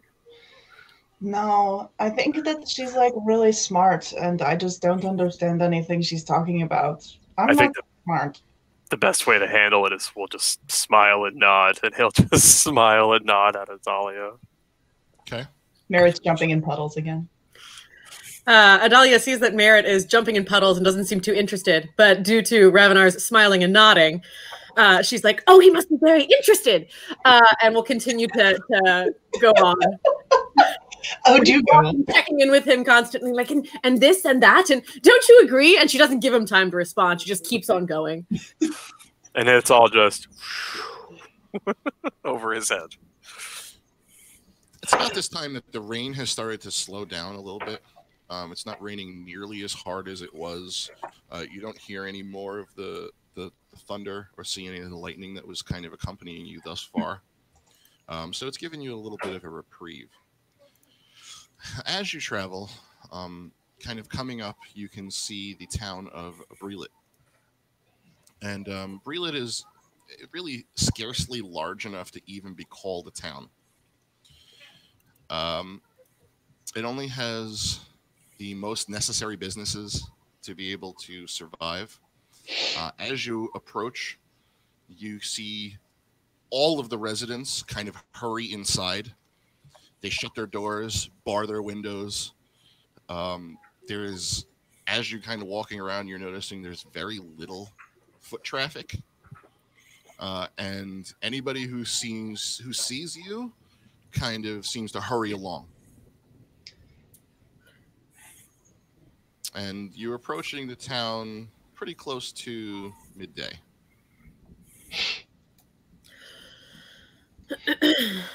Well, I mean, how do we know like about how far we are from, like how long it's going to take us to get to Shadowgrange from here? From here, it's going to take you on foot. It'll take you maybe 2 to 3 days. Okay. Well, If you're concerned, we can get horses, make the ride a little bit quicker and maybe easier. can he ride on? Do they have horses big enough for Ravnir? But yeah, in Stensia, Yes. they have quite large horses. Okay. Like Clydesdales, like the Budweiser horse. Hauling Relying on a Clydesdale. up here. Well, I mean, that might make things easier. I like horses. So as you're kind of traveling through the main thoroughfare of the town, you see one guy who doesn't seem to be unnerved by the lot of you at all, even you, Revenir. And he's holding a sandwich board sign. It's kind of like tied to him. And it just says, "The end is near." And he's got like really crazy, wild white hair. And he looks like his eyes are really wide open. And like he's, "Hi, how are you guys? So the end is near. We're all going to die soon, right?" Yeah. I mean, that's usually what happens to people. Hi, I'm Merritt. What's your name? My name's Crazy Pete. Crazy Pete, that's quite the existential crisis you seem to be having. I had one of those myself today as well, so I get where you're coming from. Well, strange things happen around here. My family disappeared, and here we are. The end's near. Everybody's gonna die. You said your family disappeared? Yes, the family disappeared. I don't know where they went. It's just me now, all alone. Is that the only sign of the end times that you've witnessed, or are there more? And she pulls out her book again and is going to kind of like start taking notes. Just no, this time here, right here, it's the one of the end times. And he turns around and he goes, and here's the other one. He's talking about the signs on his chest and on his back. Yep. Oh my god. How long ago did your family? How long have you been Crazy Pete and not just like regular Pete? So, I can't quite remember. Okay, so you don't know when your family disappeared? Nope, I can't quite remember when they disappeared. It's been a while. Oh, it's been like a long time. So you've been. I think so. I don't know. The days kind of run together. Okay. Interesting. Nope, I'm not a clerk. Okay. Well, I'm sorry to hear that. How many family members did you have? Was it like your wife or like your brothers or? This is, I had 4, and he holds up both hands. 4 people. I think so. Okay. Were they like big people or little people? Some. Well, there was me, and then there was, I think, my kids and my wife. I think I don't know. It's hard to remember. Okay. Oh man, I'm really sorry for you, Crazy Pete's. You know, crazy things happen in this town all the time. Yeah, I noticed. It seems like everybody kind of like ran away from us. Is that just because we are strangers? Yeah, we don't get a whole lot of travelers coming through here, except for like the Cathars and such. Maybe that Inquisitor guy. Yeah, he was scary. That Inquisitor guy. Interesting. Well, why aren't you afraid of us? I mean, everybody else like ran away, but you just came right over. You're not scared of Mr. Man over here? So, are you gonna kill me? Are you gonna put me out of my misery? Oh, that's depressing. I'm sorry. You have Crazy Pete, you're too awesome to be murdered. You're the first one to tell me that. I like your signs. Thanks, I made them myself. You did a great job. Well, thank you. I made them on my front door. Which house was your house? He goes, and he points behind him, and it's like down the street behind him. He's like, down there somewhere. Why don't we go that way? Yeah. Sure, go ahead. Help Look yourself. at where these lovely doors originated from. Okay, yeah, sure, go ahead. Okay, you can lead us. Well, I'll like. Is he wearing clothes? Yes, he was clothed. He's wearing like a shirt and a pair of like dirty pants. He's not wearing shoes, and he's pretty like dirty. He looks like he may have been out here for a while. Okay. I'm gonna start to clean him with prestidigitation. Okay, so he's watching himself like magically get clean. He's what the hell's going on? No, it's okay. You just I'm gonna try to sort of like take him by the arm. And they're like, let's go see your house. Oh, okay, yeah, sure. Come on, Okay. follow me. Yeah. Okay, friend. Let's He go. leads you down the street to this kind of older looking house. Again, the front door is missing, so you can tell exactly which one it is. Like even on his signs, like you see a doorknob. like he didn't even take out the doorknob. He goes, yeah, that's it, right there. Go ahead. And it's a 2-story house. No lights or anything inside. He kind of just waits across the street. I'm not going in there. You guys go ahead and go in there. Why do you wish to stay outside? My family's missing and stuff. I don't know where they went.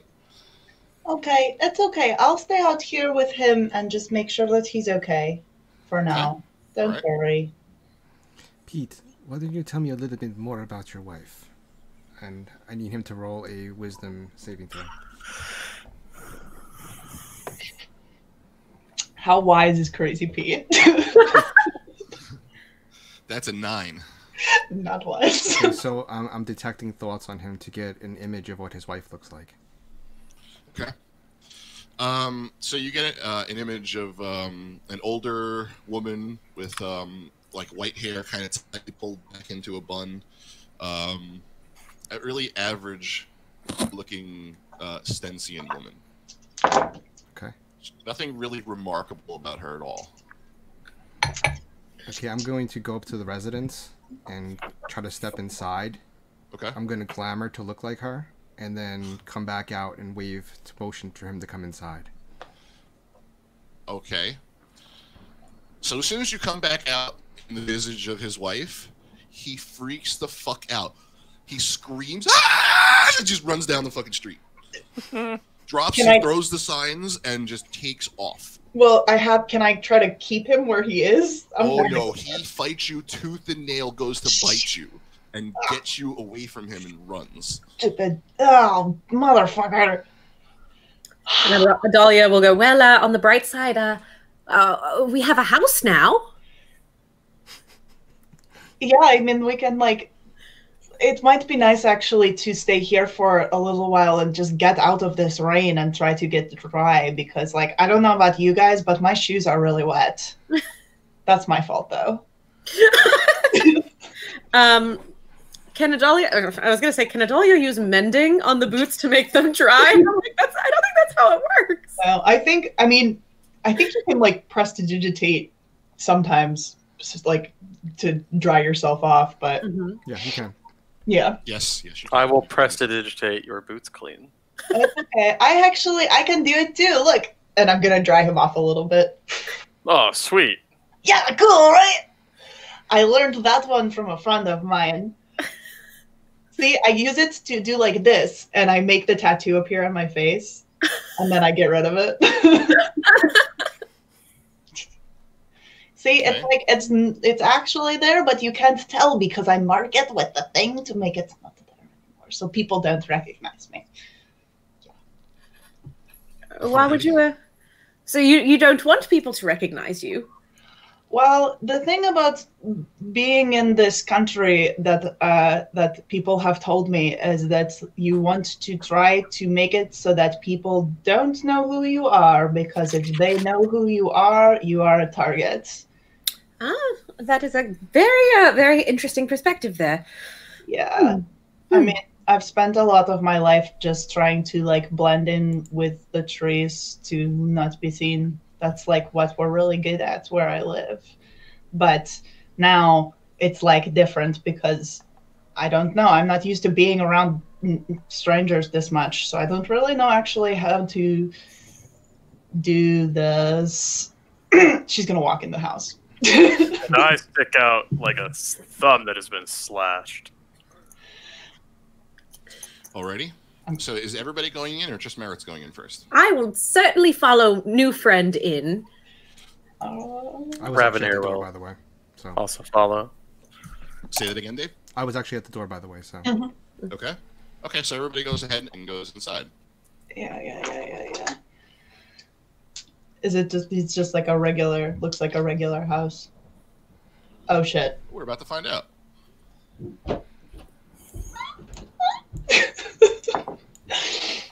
So yeah, it does look like a pretty average house.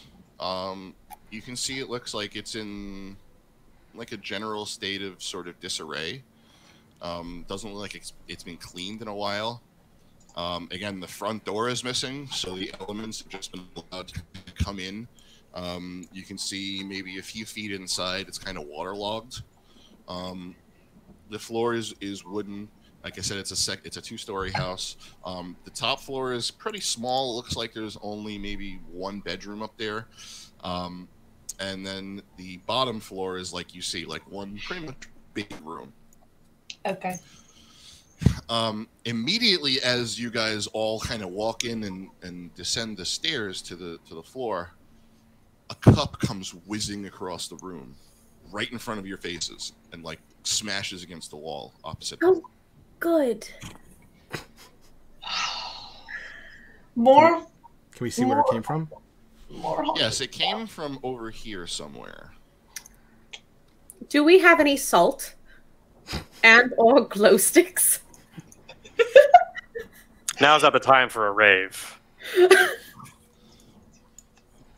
Oh, that's where I see. Well, really quick, is it okay if I use shape water to try to get the water off the floor and out of the house? Yeah, absolutely. Okay. Try to dry it out a little bit and get out of here. Okay.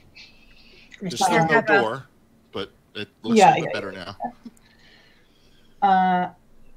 And yeah, I think Merit is probably going to, when the cup whizzes by, she's probably going to like hide behind Ravnir a little bit and poke her head out and be like, "What was that?" Okay. Hey, whoever threw that, show yourselves. Okay. So you say that, and maybe a minute or two goes by, and you're all just like waiting on pins and needles for a response. Nothing.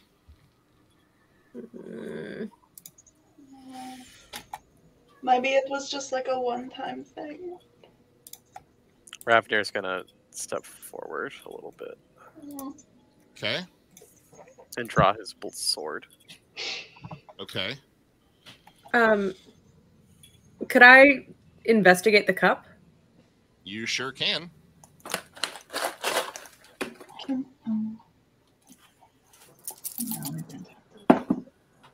That is a dirty 20. Nice, All right. nice. Is there anything in particular you're trying to ascertain about it? Because it just looks like a normal cup. It looks completely mundane. There may have been like a little bit of water in it, but it's spilled out now. Mm-hmm. It is a metal cup. Looks like just a plain metal tankard. Okay. I think I would probably want to be seeing if there was anything about the cup that might make it unbalanced and fall off of wherever it came from, and just look for kind of like scientific reasons why it may have. Okay. So physics. physics. You pick it up, you inspect it, you kind of turn it over, you set it on a table nearby. Nope. Sits there just fine. Okay. Is there like a fireplace? Yes, there is Right. actually a fireplace over here on this Okay. wall. It That's- doesn't look like it's been used in quite some time. Okay. I think Merit is going to walk over to it and just like light a little fire and try to get herself warm a little bit. Okay. Is So it like a use or produce flame or druid care after your choice. You Mhm. kind of spark it up, you get a little bit of fire going. The wood's a little damp, so it has kind of a hard time catching, and at first produces a lot of smoke. And then right away, as you get it going, it goes out. Did I feel any like wind or Yes. anything? Oh I did. yes, yes. You felt like a strong gust of wind from behind you, like blow in and just snuff out the fire. Okay, so she just kind of freezes. Did you see that? And so we'll move you down here. Like, here. You are suddenly feeling very cold. Like you can see your breath. Okay, I'm going to use message, and I'm going to say to probably Dahlia, because she's looking at stuff and I think she's really smart. Hey, there's something over here, I think. Adalia will scurry on over and take a look around. Can I roll another investigation? Yes, you can. Aha! Is it a clue? Can I investigate, possibly looking for bones? Yeah, sure. That one was only a 15. So you're gonna dig through like the fire, like the wood and stuff that's in the fireplace. Yeah, let's do it. Okay. So you go over and you start to take a look. You start to pull some of the logs apart and some of the wood and the ashes that were built up in there, and you pull out a femur, Oh, fuck. a full-sized human femur. she will pick up the femur and kind of wave it in the air and go, I do believe Crazy Pete may have murdered his wife. Oh yeah, that's probably like shit. So as you're holding it up, you feel something grab the bone out of your hand and fling it across the wall over here. Oh shit. I need to take it away from there. I can't see anything. And everybody sees that? Everybody saw that. Okay. So I don't know about you guys, but it seems like maybe there's a really angry ghost. Does anybody know how to get rid of angry ghosts? May I please consult my daddy's journal? You absolutely may. All right. Is there anything about ghosts in here? Or do I have to start a new page? Oh, no. Make a history check, please. I can do that. Would this be considered regarding undead? Yes. Beautiful, then I have advantage. Come on, baby. Oh shit, yeah. Hell yeah. Well, that's a nah, but this one's a pretty A-okay. That's gonna be a 22. Okay. Nice. So the undead on Innistrad fall into a few different flavors. And judging by your father's notes, what you can see is you find a passage on 2 different kinds of zombies and then several different kinds of ghosts. What would those ghosts? Ghosts or geists. I'm sorry, I spelled that wrong. Let me spell it properly. Geists, as they're known on Innistrad, fall into 5 different colors: red, blue, white, black, and green. Interesting. So you are painfully aware of the fact that there is no afterlife on Innistrad, and so when people die, their souls just stick around. If they were part of a particularly gruesome death or something such like that, they may come back as a red geist, which is particularly murderous. A black geist is similar, although a black geist is a little bit more manipulative. A blue geist is kind of more residual energy, performs repetitive tasks over and over again. White geists are probably one of the more rare types. White geists are known to be generally helpful. One story you actually find your father made a few notes in was a story of a white geist that actually ran an alchemy shop. Ooh. Because he was the owner, the proprietor, who decided that his job as an alchemist was far too important to actually enter the blessed sleep, as they call it. And then there are green geists, which are particularly located in and around Kessig. They don't really leave the forests of Kessig. They are kind of hailed by the people of Kessig as kind of like wild spirits, sometimes helpful, sometimes not. Sometimes they're like tricksters. Okay. But you're unsure of what you're dealing with.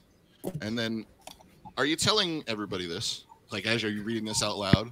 Oh, I'm excitedly delivering this information. It looks like we might have a geist on our hand, you see. So typically there are 5 different kinds of geists, and she's just gonna, I was going to try to say exactly everything you just said based on these notes, but I'm gonna spare you all that. All right. At this point, Revenue, make a charisma saving throw, please. Oh, fuck. Ah. Ooh, that's actually not bad. 16. Okay. You feel a chill pass straight through your body.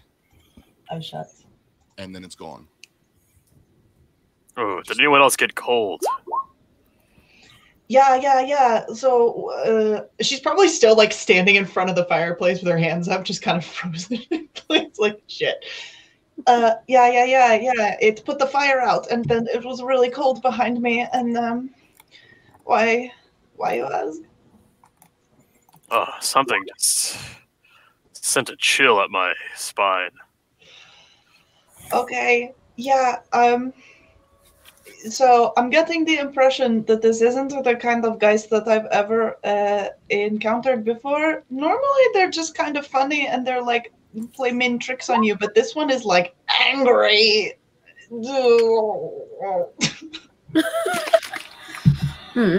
Well, based on its hostile nature, I do believe that we could deduce it. It could very possibly be, most likely, how, okay, like, in terms of bad vibes, what we picking up on here? Okay, can we roll like a vibe check? I'll let you make an insight check. Anybody that wants to. Woof. Oh. That's a 19? You are extraordinarily creeped out by this. You have bad feelings. And at that point, make a charisma saving throw. Me? Yeah. Okay. Okay. It's gonna be great. Oh no. Let's get. Let me just quickly. I'll show you. Oh. Ooh, doggy. No.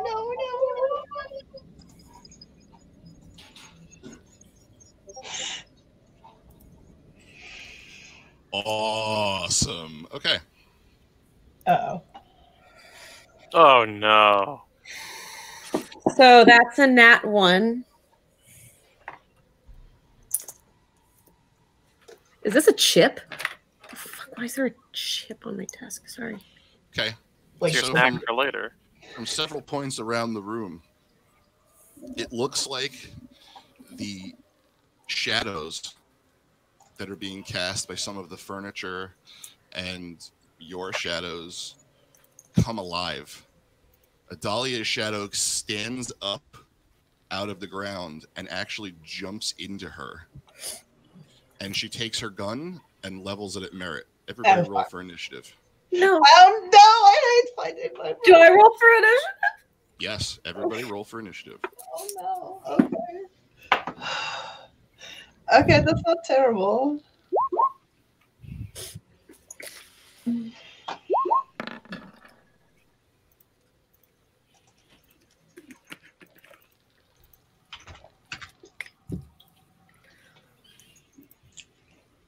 Okay, I'm going to be back in like 3 seconds.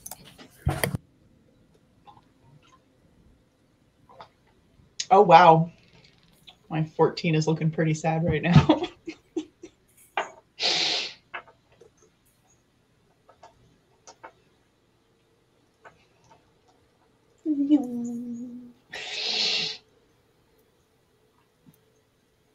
Oh, actually on that.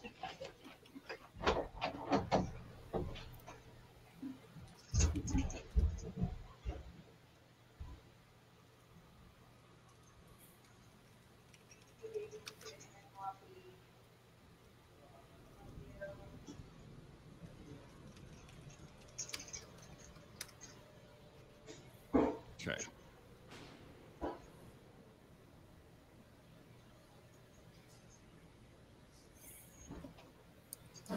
I don't have a cool spooky shadow. Good. It tried. Too charismatic with my +1 charisma.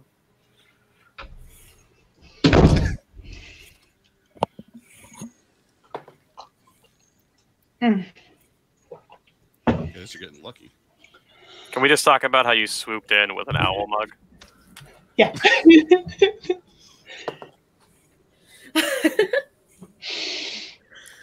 Okay. Yeah, the reason it took me so long to get back is because I have one of those little like coffee pot, where it's like the thing in the bottom and it percolates through the top. It's like that big. And it was not freaking boiling. Oh no. Dahlia, what'd you roll? That is an 18. Okay. Merritt? A 14. Okay. And awesome. The rest of you guys put yours in. Sweet.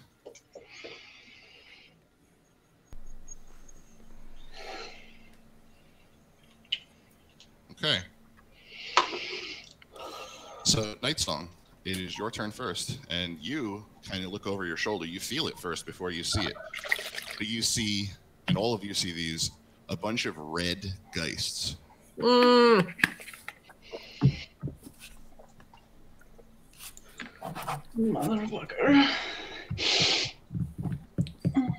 Okay, I'm going to hit it with 2 blasts of Eldritch Blast. Okay. That is a 27 and a 16.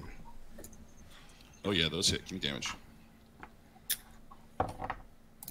It's an 8 and a 10. Okay.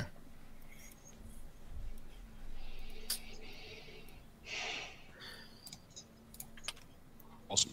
Okay, see, you turn just point blank range, let the Eldritch Blast go right into it, and you see them slam solidly into it, and it kind of like, it reels and screeches at you.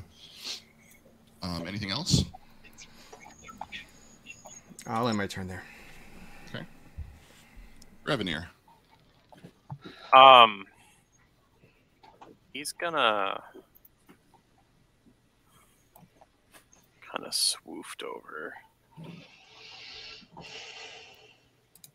Really hard time seeing these tiles. There we go.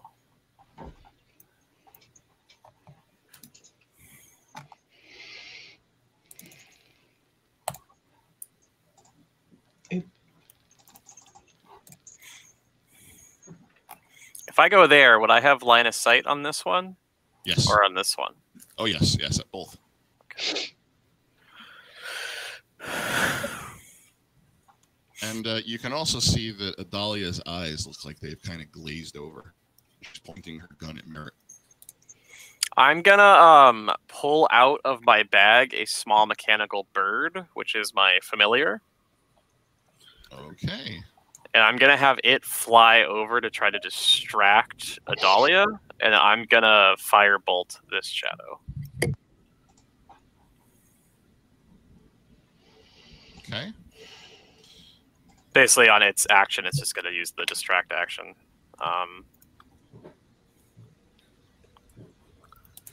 Does a 15 hit? The spooky Yes. ghost. All right. Yes. Damage. Spoopy. Yeah, it's 5 fire damage. Okay. Which one was that? The blue one or the red one? This one. Okay. Red. Awesome. Yes. So you catch it in the back. Was it a firebolt? Yeah. Okay, so you catch it in the back with a firebolt, and the firebolt kind of like hits it and spreads across its back a little bit, and it kind of like pulls away, and then turns and it opens its mouth wider than you think it should be able to, and just kind of hisses at you. I hiss back. Okay. Hissing contest. Does that end your turn? Yeah. Okay. Aldalia, I would like you to shoot Merritt, please. But what if I don't wanna? My distracting familiar doesn't work. Oh, okay. Maybe a disadvantage. Yeah, Wait. sure. We just lost her. Oh no! Well, see, you shot her. Merritt's dead. Sorry, that crashed out for some reason. No worries. All right. It's because I have to shoot you. Yeah. It was so sad.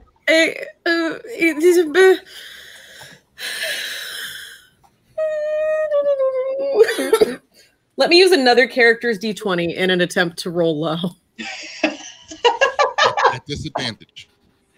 At disadvantage? Correct, because you are currently being distracted by a flying metal bird buzzing around your head. Thank God, because that first one was a nat 20. Oh boy! Okay.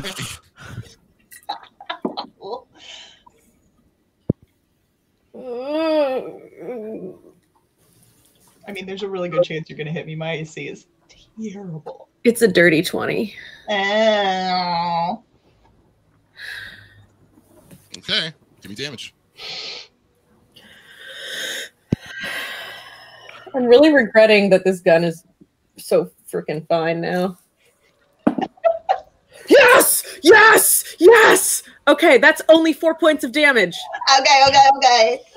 Okay. So It's minimum damage.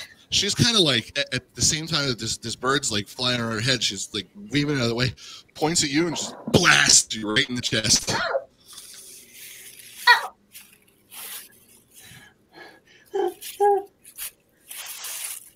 I don't like ghosts. And Adalia, you're gonna stay where you are. And all of my bullets are silver coated, right? Yes, they are. Okay. Get Hawkeye over here. And then you are going to move this way. Do I get to do a wisdom saving throw or anything? No, you do not. Oh. Okay, so here's what you're experiencing. You are a passenger in your own body. You are able to clearly see, hear, feel, and experience everything that's happening, but you are able to do nothing about it. Okay, so Something just like else has invaded your body and has wrested control of it from you. okay, so basically just like 5 out of 7 days, anyways. Or you are just along for the ride. All right, cool. Not an unfamiliar feeling. Okay, the green one is going to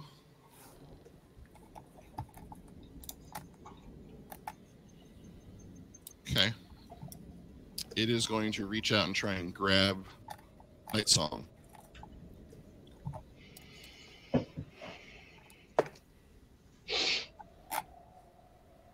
And that is a dirty 20.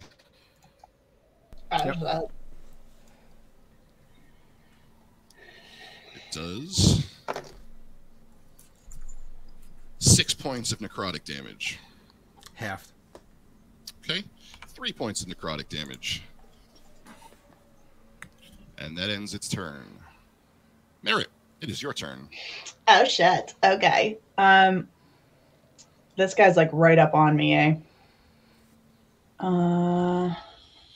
Yes, but you are not engaged. They are currently, like this one is 5 feet from you, and this one over here is a little bit further away. So Okay. you're not going to take any attacks of opportunity if you... Okay. So then she is going to produce flame at the red one right in front of her. That's also a blah blah range spell attack. So.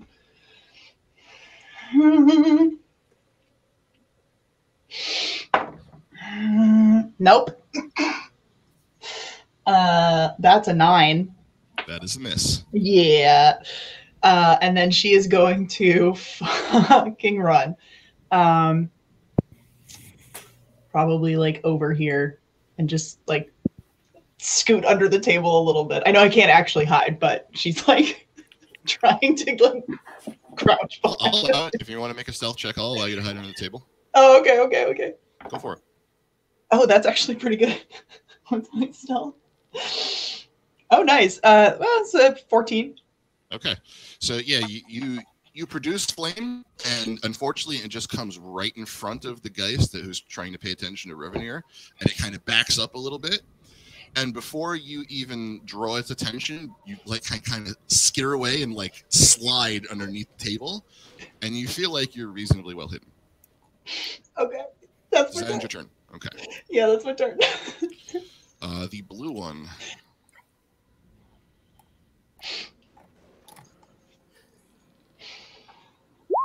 Okay.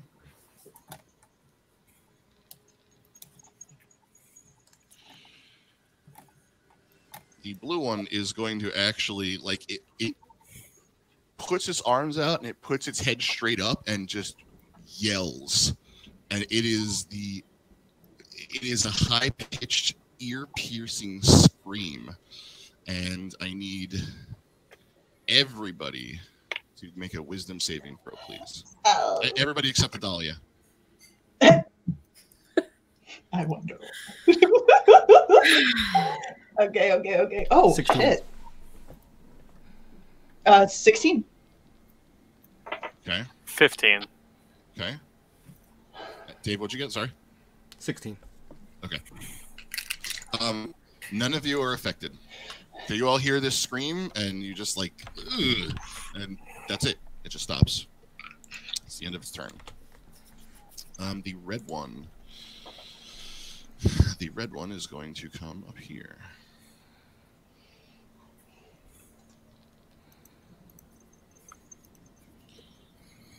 And I can't give Reveneer control of his token.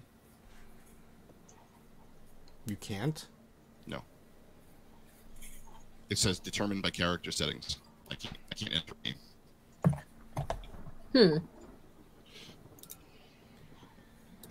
I don't know if I can get onto the account to do that, to change it. No worries. It's okay. You just for now, Sean, just tell me where you want it to be. I'll move it. Okay, so it moves up there and ends its turn. Night Song is your turn. How's this one looking behind me? It looks like it's taking some damage, but otherwise looks okay.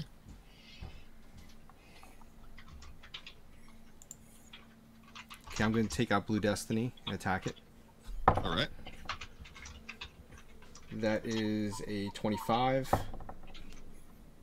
and a 18. Both hit. Give me damage. First one is an 8. Second one is a 6. Okay.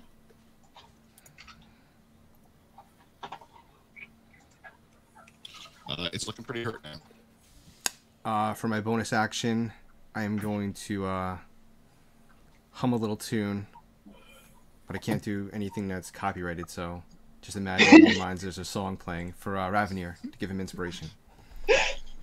Okay. And which die is that? That would be a D8.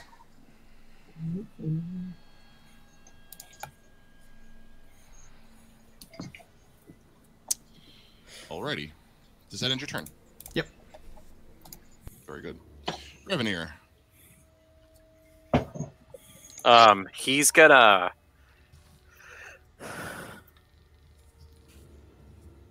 move to get himself here. Actually, I don't think I can do that. I can move to get here. I mean, you can if you want to jump on the table and run across it. Would that be my action? I'll let you put in a athletics check or acrobatics check, your choice. Yeah, as let's far as do that. movement. Sure. Ooh, that was good. Athletics is a 22. Okay. Yeah. Definitely. You hop up, fucking run across that shit, hop down the other side. No problem. I'm going to look at the gas that just tried to scream at us, and I am going to bonus action use my daunting roar. Okay. So as a bonus action, creatures of your choice within 10 feet that can hear you must succeed on a wisdom saving throw or become frightened of you until the end of your next turn. Very good. Don't roar at me, I'll roar at you. Say DC 12. The first one is a nat 1 for the blue one.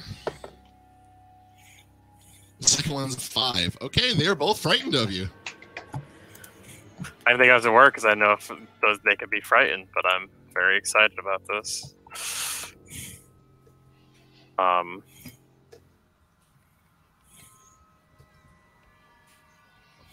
right, and then I'm going to have my critter do the flyby action, so I can attack this one with advantage. Okay, where do you want me to move him to? Just ping the location where you want me to move him to. Just put him like over here. Okay, you got it. And we're going to use my D8 inspiration as well for this. So that's 18 plus... So that's a 23 to hit. That hits. Give me damage. 11 slashing. Oh, nice. That one's looking kind of hurt. That's it. Alrighty. Adalia. Roll a d4 for me. Let me know what you get. Oh lordy. Okay. Oh.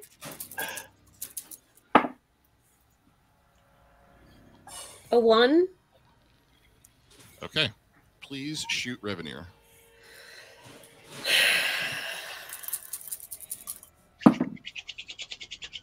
That is an 8. That is an 8 to hit. Okay. That misses. Make another attack roll for me, please. What? I'll just stop the bullet with my face. I'm good. Haha, that is a nat. That's a nat 1. Okay. I was going Which to see is if a the bullet misfire. instead hit the Geist, but it did not. So the Geist actually sees you aim, level, and shoot, and manages to step out of the way. Even though it misses Revenir, it doesn't get the Geist either. And then we're going to move over to here. So I would like to point out that my gun has now misfired, and I will not be able to use it until I fix it. Okay. Oh, no, I'm not going to count that second roll of a 1 as an actual attack roll. I was just rolling to see if it hit the Geist. Oh, gotcha. All right, the green one is going to attempt to attack Night Song again. 21. That will hit. Okay. Oh, shit. That would be 10 necrotic damage reduced to half, which is 5.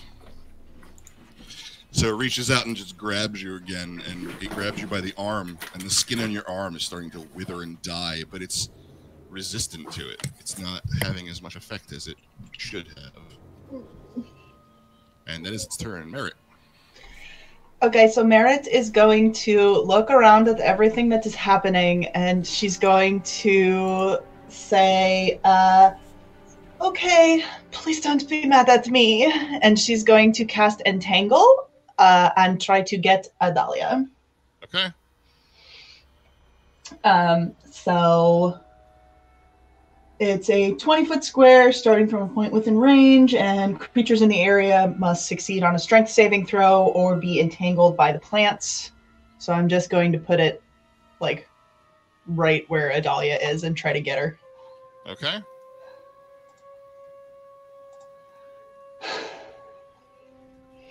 So that's a strength saving throw DC 19. 13. Jesus. Okay, so it's really close, but that is going to be a straight 4. Okay. So these like vines kind of sprout up from the ground and just like wind their way up your body, and like you're just like hugged by these vines now. And I am going to stay where I am. Okay. The blue one has to run away. So make an attack of opportunity, Revenir.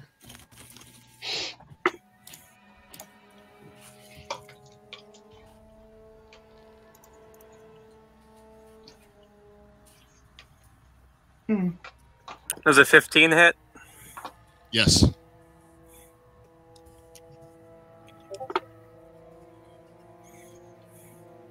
It's 10 damage. Alrighty.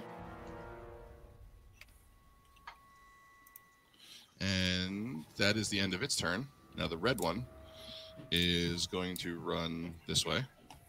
And unfortunately, you don't get another attack of opportunity because that was your reaction. But it goes that way, and that ends its turn. Night Song. So this one's pretty persistent, huh? That's correct. Okay, I'm going to attack again. Right. That is a 22 and a 12. Both hit. Give me damage.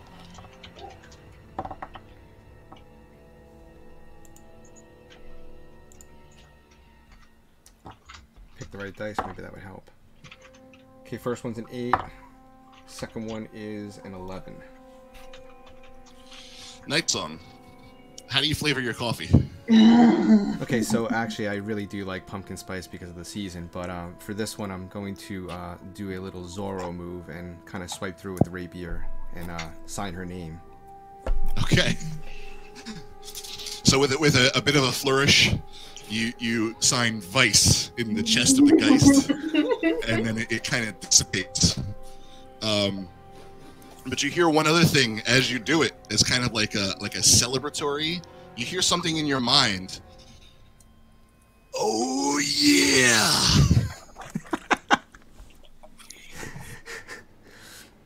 And it seems like, again, nobody else hears this, just you. Seems like it's coming from your sword. I actually hear it in real life too, by the way. Okay. Does that end your turn? Yeah, that ends my turn. Actually, I'm gonna move.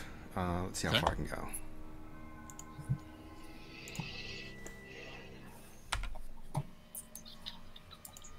I'll move over there. Okay. Reveneer.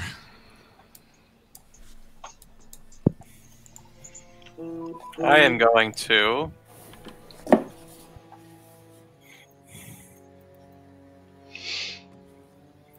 go back down here.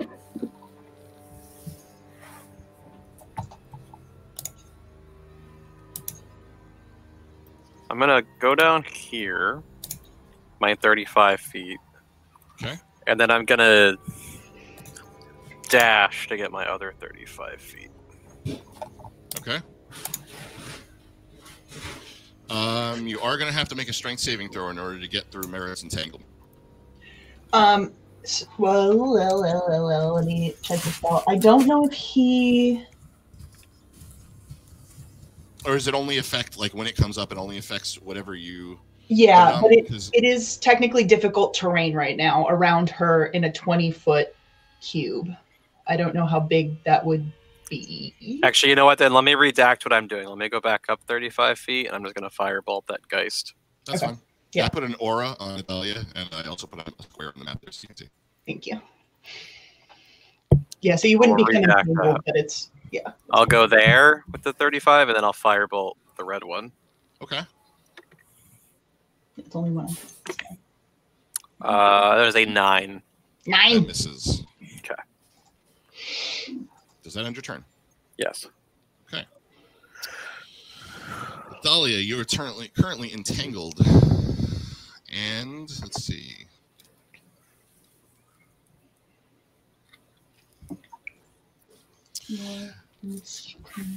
I would like you to shoot Night Song.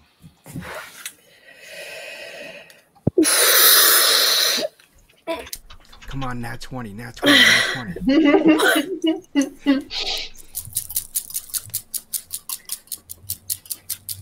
And so I said that all of my bullets are silvered, right? Yeah. Yes, you did.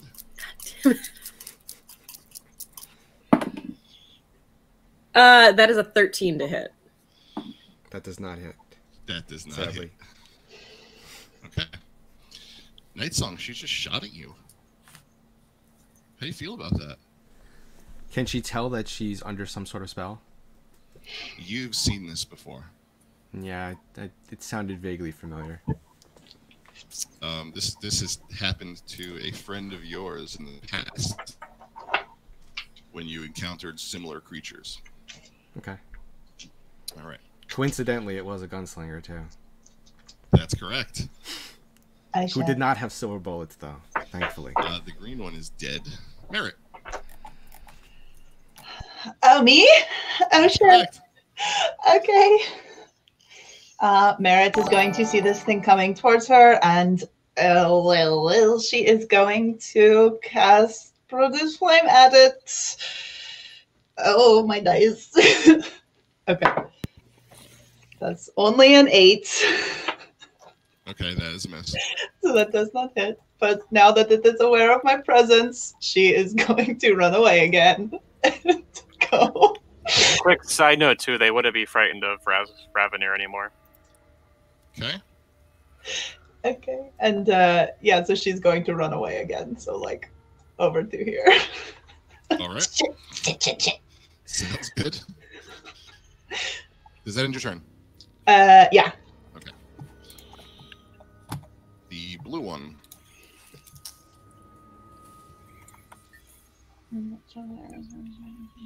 Moves over there and ends its turn.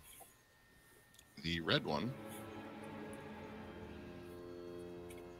actually is just going to fly over here Yeah, kind of. and is going to attack Revenir.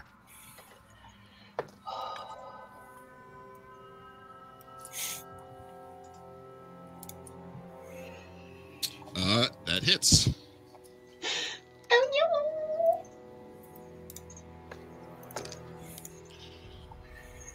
And it does 14 necrotic damage. I'm down. Okay. oh I mean, I'm dead. No, you're unconscious. Okay, I wasn't sure if necrotic kills when you hit Nope. 0 with it. You're just unconscious. no. Oh no. And that ends its turn. Night Song. Can I use my double movement to get to Ravnir and then a free action to drop a potion in his mouth? Yeah, sure. I'll allow it. Okay, so we have a potion.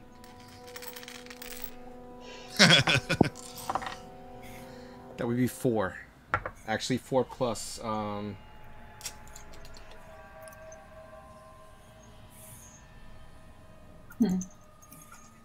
4 plus 2, so 6. Okay. So Revenir takes 6 points again. I'm no longer dying. But you did gain a point of exhaustion. Guys, every time you go unconscious, you gain a level of exhaustion. Say that again, I'm sorry. Every time you go unconscious, you gain a level of exhaustion. Okay. I'm just trying to figure out where I put that on here. Under conditions? Yep.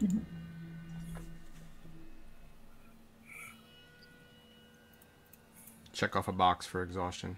It's all the way at the bottom. Yep. There you go. There you go. Night Song, does that end your turn? Yep, that ends my turn. Awesome. Revenir, it's now your turn. Okay. I'm gonna have my... Oh, I control my critter again. It's gonna do a flyby. It's gonna come over here. Okay. Creator. Does a 21 hit? Yes, it does. Give me damage. Ooh, that's some max damage action. Yeah. That is 15 points of damage. Okay. And then I'm going to bonus action Second Wind Okay. to heal 1d10 hit points. And I will heal 8. Okay. Do not forget you also have your Charm of Heroism. Just putting that out there.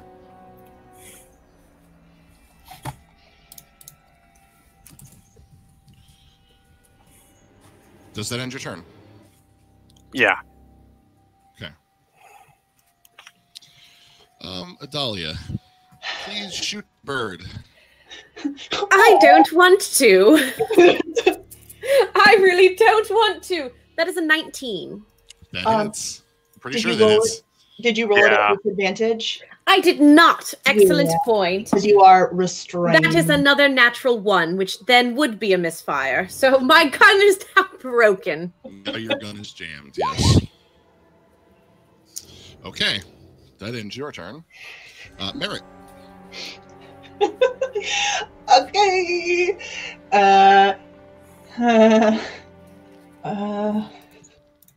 Okay. Yeah, so she's just going to go ahead and attack with her produce flame again, but I have to get closer. So I'm going to move up to the edge of this and throw the flame at this guy. That's so much better. That's a 19. Okay, that hits. I'd like to point out that that's the first time that I've successfully cast that spell and hit anything. Like ever? Yeah, the entire time that we've been playing, I haven't been able to hit with that spell. See? It's great. Also very on brand for my character. That is 4 points of damage. Okay. Fire damage. Against the red one? Yeah, sorry, the red guy. Got it.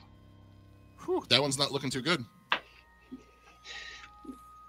Yeah, so Merritt like produces the flame and throws it and actually hits for the first time, and she's like, yeah, that's right, eat shit. Wait, no, don't pay attention to me, and then run away again.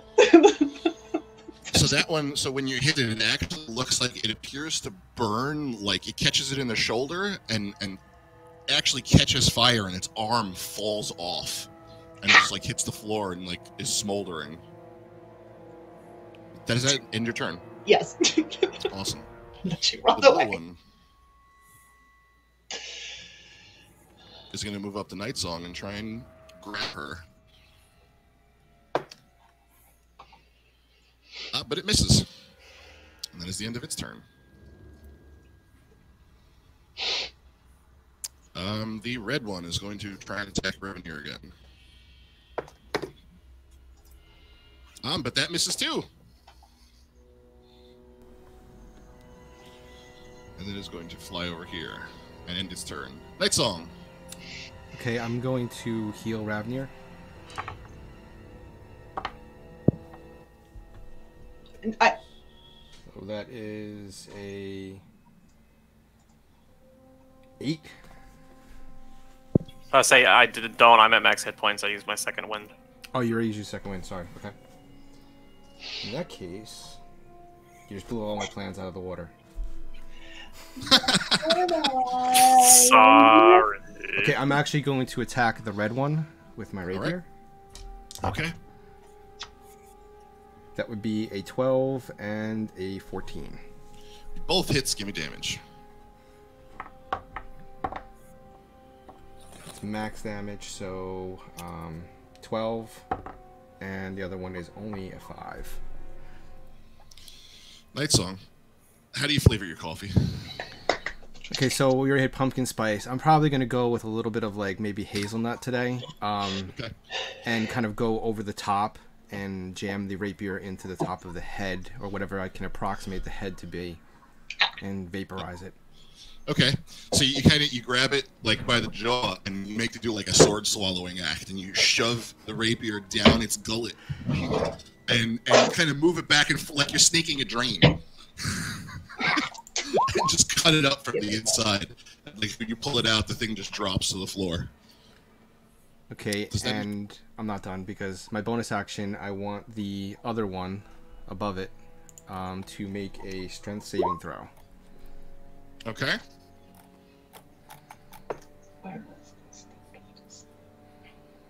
Oh, that's not good. It rolled a 3. Okay, so I am going to telekinetically shove it 40 feet into the corner of the room. Okay. Okay. And let's see. It'll be that's actually part of the wall there because there's stairs that lead up onto like a little stage. And it takes 3 bludgeoning damage from the impact.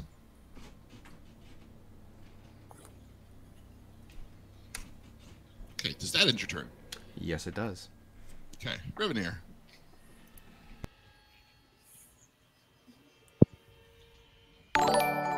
I am going to pop that mark of heroism. Okay. So you get 10 temporary hit points, and you are under the effect of Bless. No concentration needed. Hashtag blessed.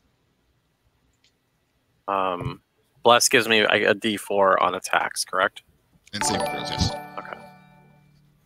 We're gonna swiggity swoogity over here Okay. and try to slash this bad boy. Woof. Does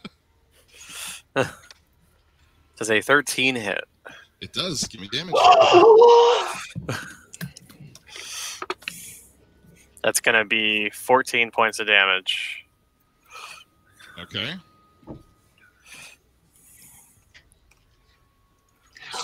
looking pretty hurt. And then the anvil right is going to fly over and peck at it. Okay.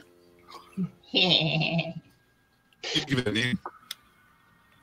Yeah, I'm thinking of one. Does a 12 hit? It does. Give me damage. That is 5 piercing. Okay. How does Mr. Mechanical Birdie flavor his coffee?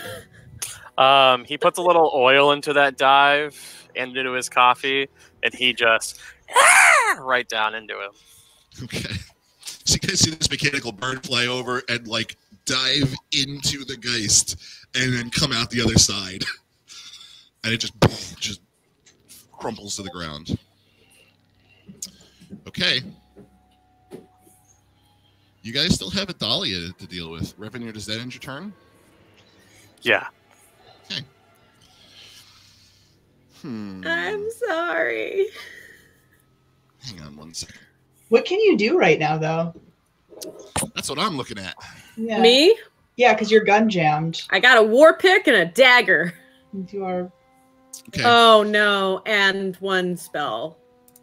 I want you to throw your dagger at Merritt. Okie dokie. Here we go.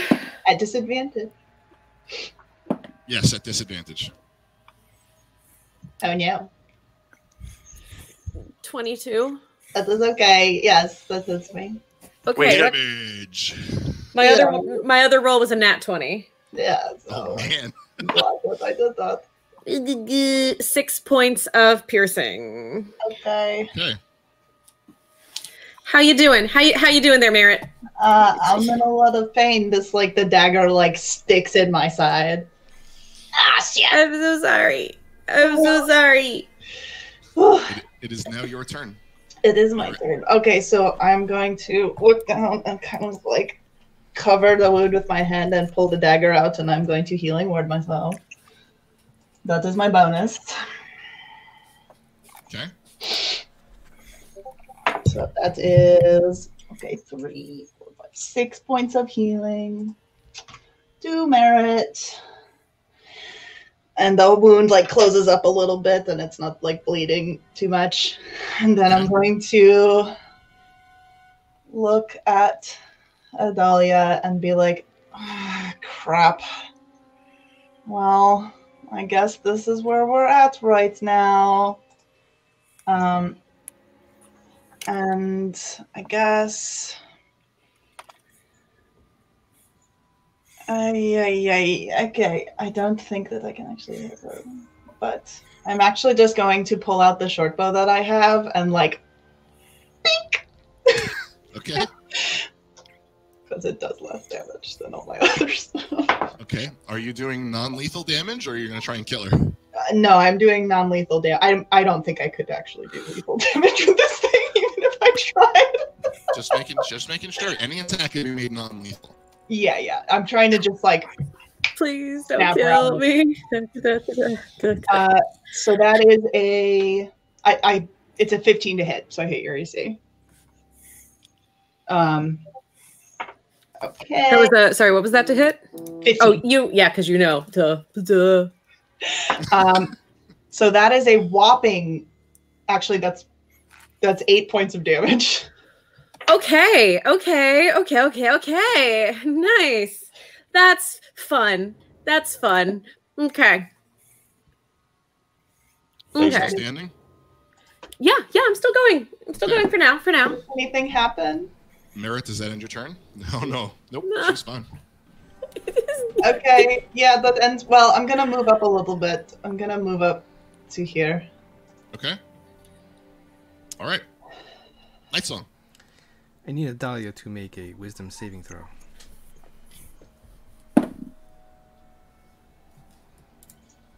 $16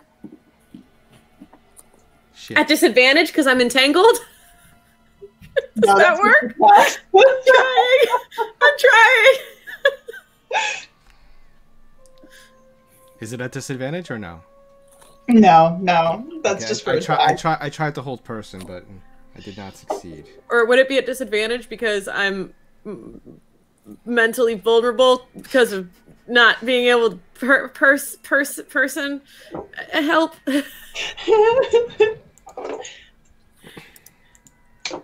I don't know. Ask the DM. You're just like full of bad vibe, man.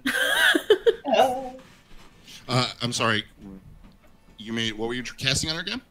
Hold person. Hold person. Okay. So she's paralyzed. No, Well, The DC was a 16, and she rolled a 16.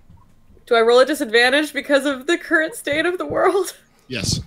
Ha ha ha! 11. That yeah. is a failure. Okay. She's paralyzed. What do you want to do?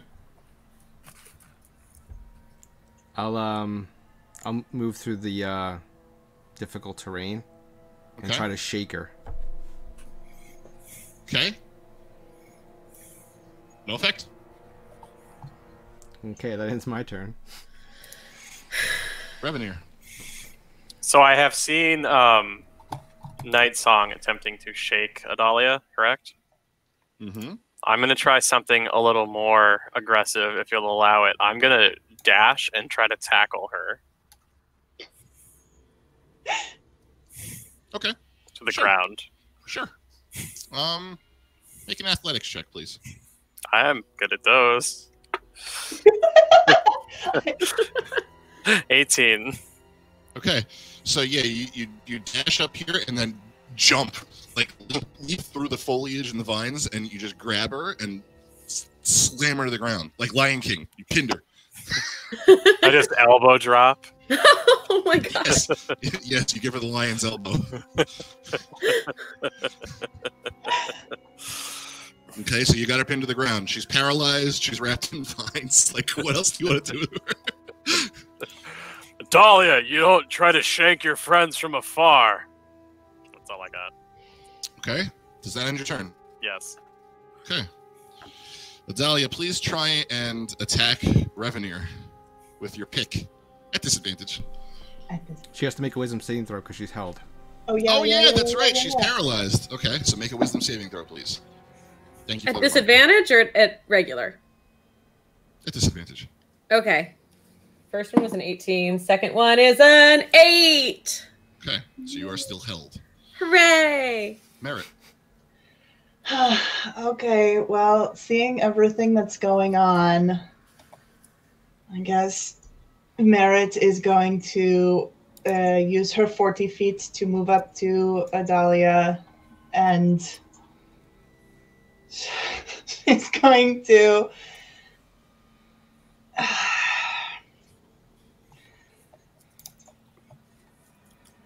No, you know what? She's going to look at Night Song and be like, have you ever seen anything like this before? Do you know how to fix it? Do we have to kill her? No, you do not have to kill her, but you probably have to hurt her pretty bad. You would also, Night Song, recall that knocking them unconscious would work just as well. Right. Okay. Is that my action? No. Okay. Then Merit is going to take her. I'm pretty sure I have this. Let me actually double check before I put my foot in my mouth. Yeah, so I am going to take my little, have a little quarterstaff that I don't use for anything because it's more function than actual, weapon. Okay. And I'm just gonna kind of try to bop her on the head and knock her out. Okay. Okay. So give me an attack at advantage. Okay. I am not strong. Oh, but it doesn't matter. If it hits, it's a critical. Okay, yeah, it's because my proficiency, so it's a 16 to hit. Oh yeah, yep, then it's Yeah. a critical. Okay, Critical hit. so quarterstaffs are not a lot of damage though. So max damage plus a weapon dice roll. Oh, right. Okay. Max damage, and then one dice roll. Oh, so that's 12. Okay. 14. 14 points of damage. Yeah! So considering that my max HP is 14, I didn't mean to do that. I am unconscious and in death saving throws. Okay. No, you're just unconscious. If she No, chooses to make it non-lethal. Oh, yeah, you're right. Okay. Yeah. I just wanted to. I thought I was just gonna like bop you on the head, but Okay, well, for future reference, when somebody is paralyzed, yeah. if you hit them, it is critical. Yeah. No. Automatically. Yeah. I know. Perhaps you jogged his memory too hard. Yeah, right. Okay, so I knock you out. Okay, so as you do so, you knock her unconscious, and you see this spirit kind of vomit out of her mouth, and then exits the building immediately. And you are no longer in initiative. Okay. But I am unconscious, correct? Yes. Okay. Okay, I'm going to just like hold her head in my lap because I can't actually do anything right now. And just be like, "Are you okay?" Adalia's response is, Night Song, can you heal her? Yeah, actually, I made a mistake. So when I gave Ravdir the potion, that does cure 1 level of exhaustion. Oh, it was one of those. Yep. Okay. It's all right. You know what? Because I forgot to roll at disadvantage on my athletics check. So it it worked works out. So everybody wins. So, Night Song's gonna administer another potion for Adalia. That would be 7. Okay. So that's 7 points of healing, and Adalia, you also get to ignore the point of exhaustion. hooray! Oh, are you okay? I'm so sorry. I feel like I'm probably still very hazy right now. So Dahlia's probably just like waking up and thinks it must have been a dream, and she's looking around to like for the cave, but the cave's not there. Actually, that's not quite right. You would actually wake up feeling recharged. Damn it. God damn it. No, JK. Revenir, make a perception check for me, please, with advantage.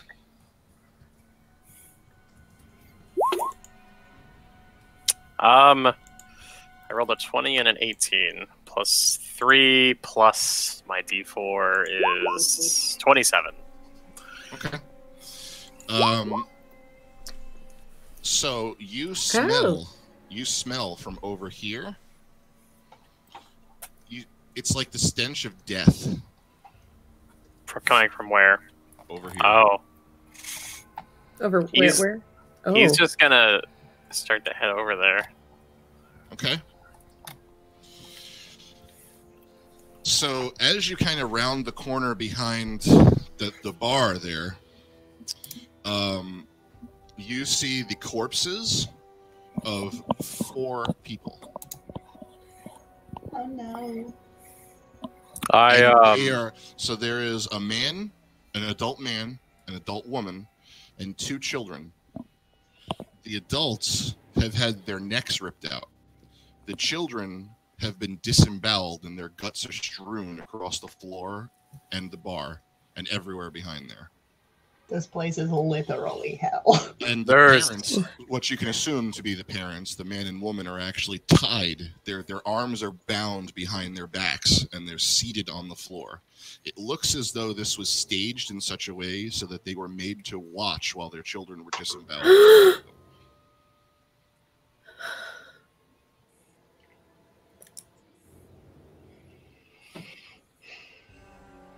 And you notice distinctive claw marks on their bodies. Hmm. Does it match the claw marks on those wolves? Make a nature check, please.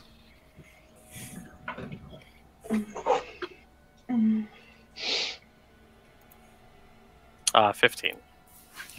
It does look very similar to that of one of the lycanthropes. Like that werewolf that you saw back, the one that was killed, it looks similar to those. The bite marks and the claw marks look very similar. He's gonna slowly come back over to the group and say, there's a very grisly scene over there. Oh, And you easily recognize the woman as being Crazy Pete's wife.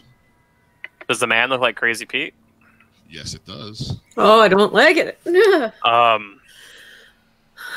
are 4 bodies, 2 adults, 2 children. One of them looks just like Crazy Pete. And the other looks like his wife. And right there, we're going to take a break.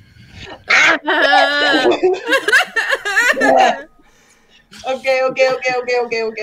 All right. Be back in 5 minutes, everybody. Oh my god.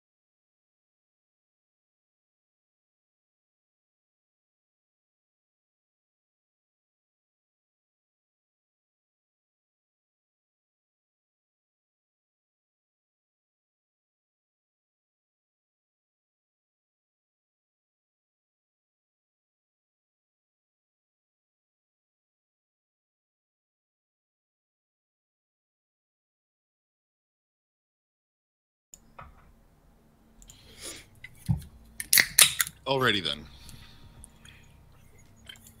So, you all came upon this gruesome scene.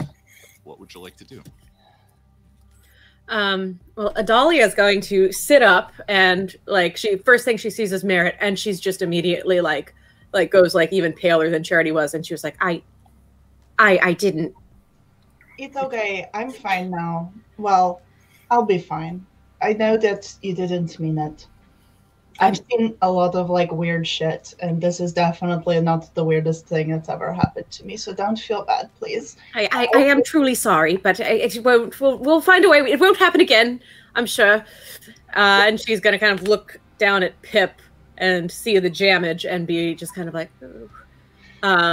And start tinkering with that while heading over there. But she's really embarrassed of the social faux pas of shooting her party members, so to speak. Okay. So to speak, is literally what happened. Okay. So It's if you probably want to, best that we take the bodies over to the church and pray to Avacyn so that they can rest at least and not come back. Okay, I can go. I'll go out and maybe see if I can find like a cart or a wheelbarrow or something that That would we can work. maybe put them in so that it's not so obvious, because that would be weird, like carting bodies through the street. So I do not think that would even be strange around here. yeah, you're probably right. I'll try to find a cart so that we don't have to like carry them lots of trips. Okay. Once Adalia gets over to actually see with her own eyes the damage, the first thing she's going to do is go, Ravenar, I do believe it would be best for your safety if you distance yourself from these bodies. I agree with you. Yes, that's probably a good idea. I did not even think about that. That could be what they call a bad look, so to speak. Yeah, maybe you should like come with me and maybe get a little distance from this place. Just like okay. Are there any like hat racks with hats on them or anything? yes. Yes, as a matter of fact, there is a tricorn hat. That seems to be a pretty common piece of apparel. He's gonna put it on and be like, "This will help me blend in." But Okay. only if Yeah, you're you wearing look a like- trench coat. You look like the Beast wearing a hat. It sits on him more like a yarmulke.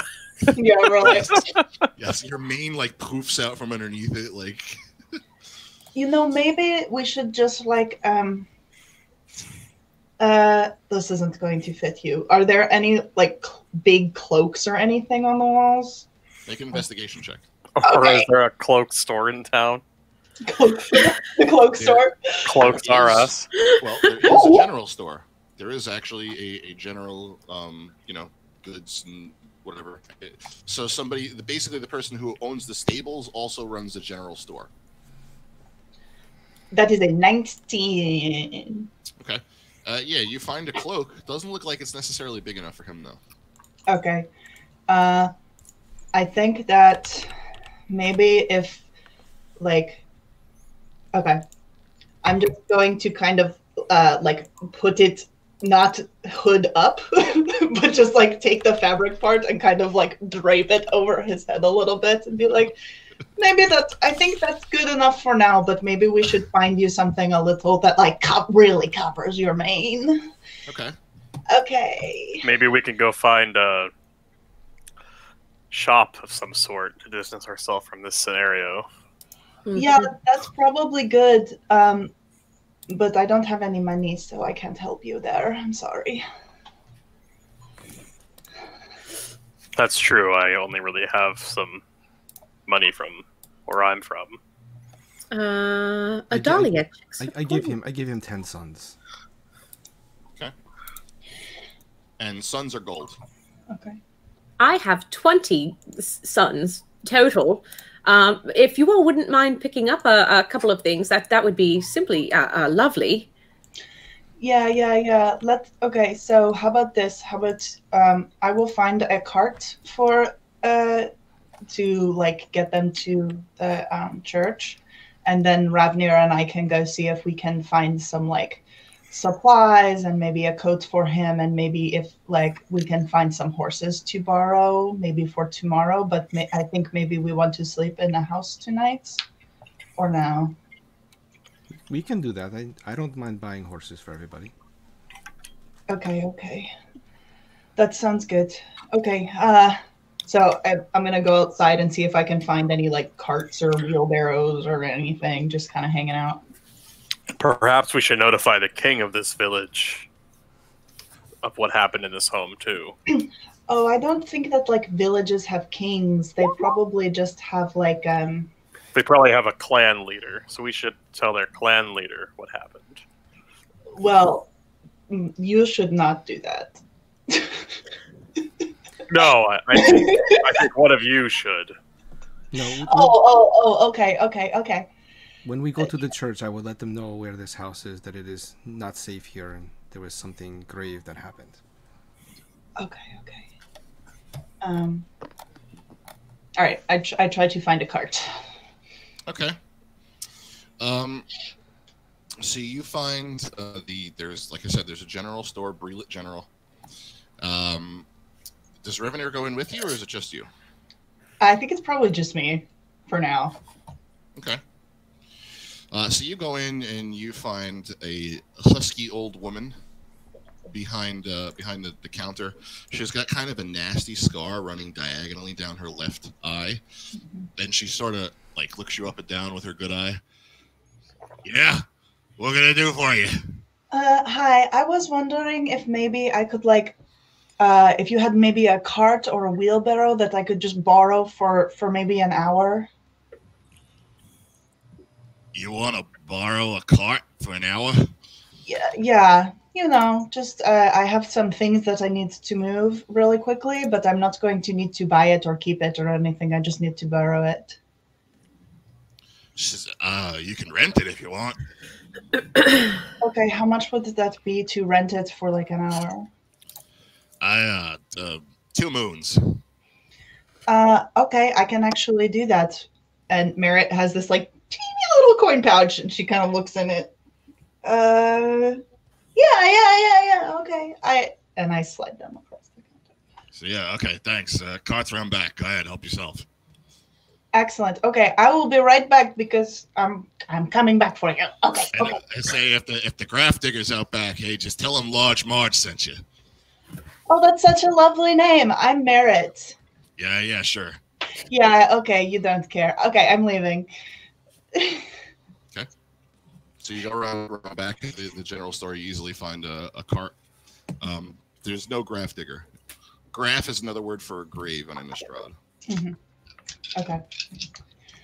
All right. I bring the cart back to the house. Okay.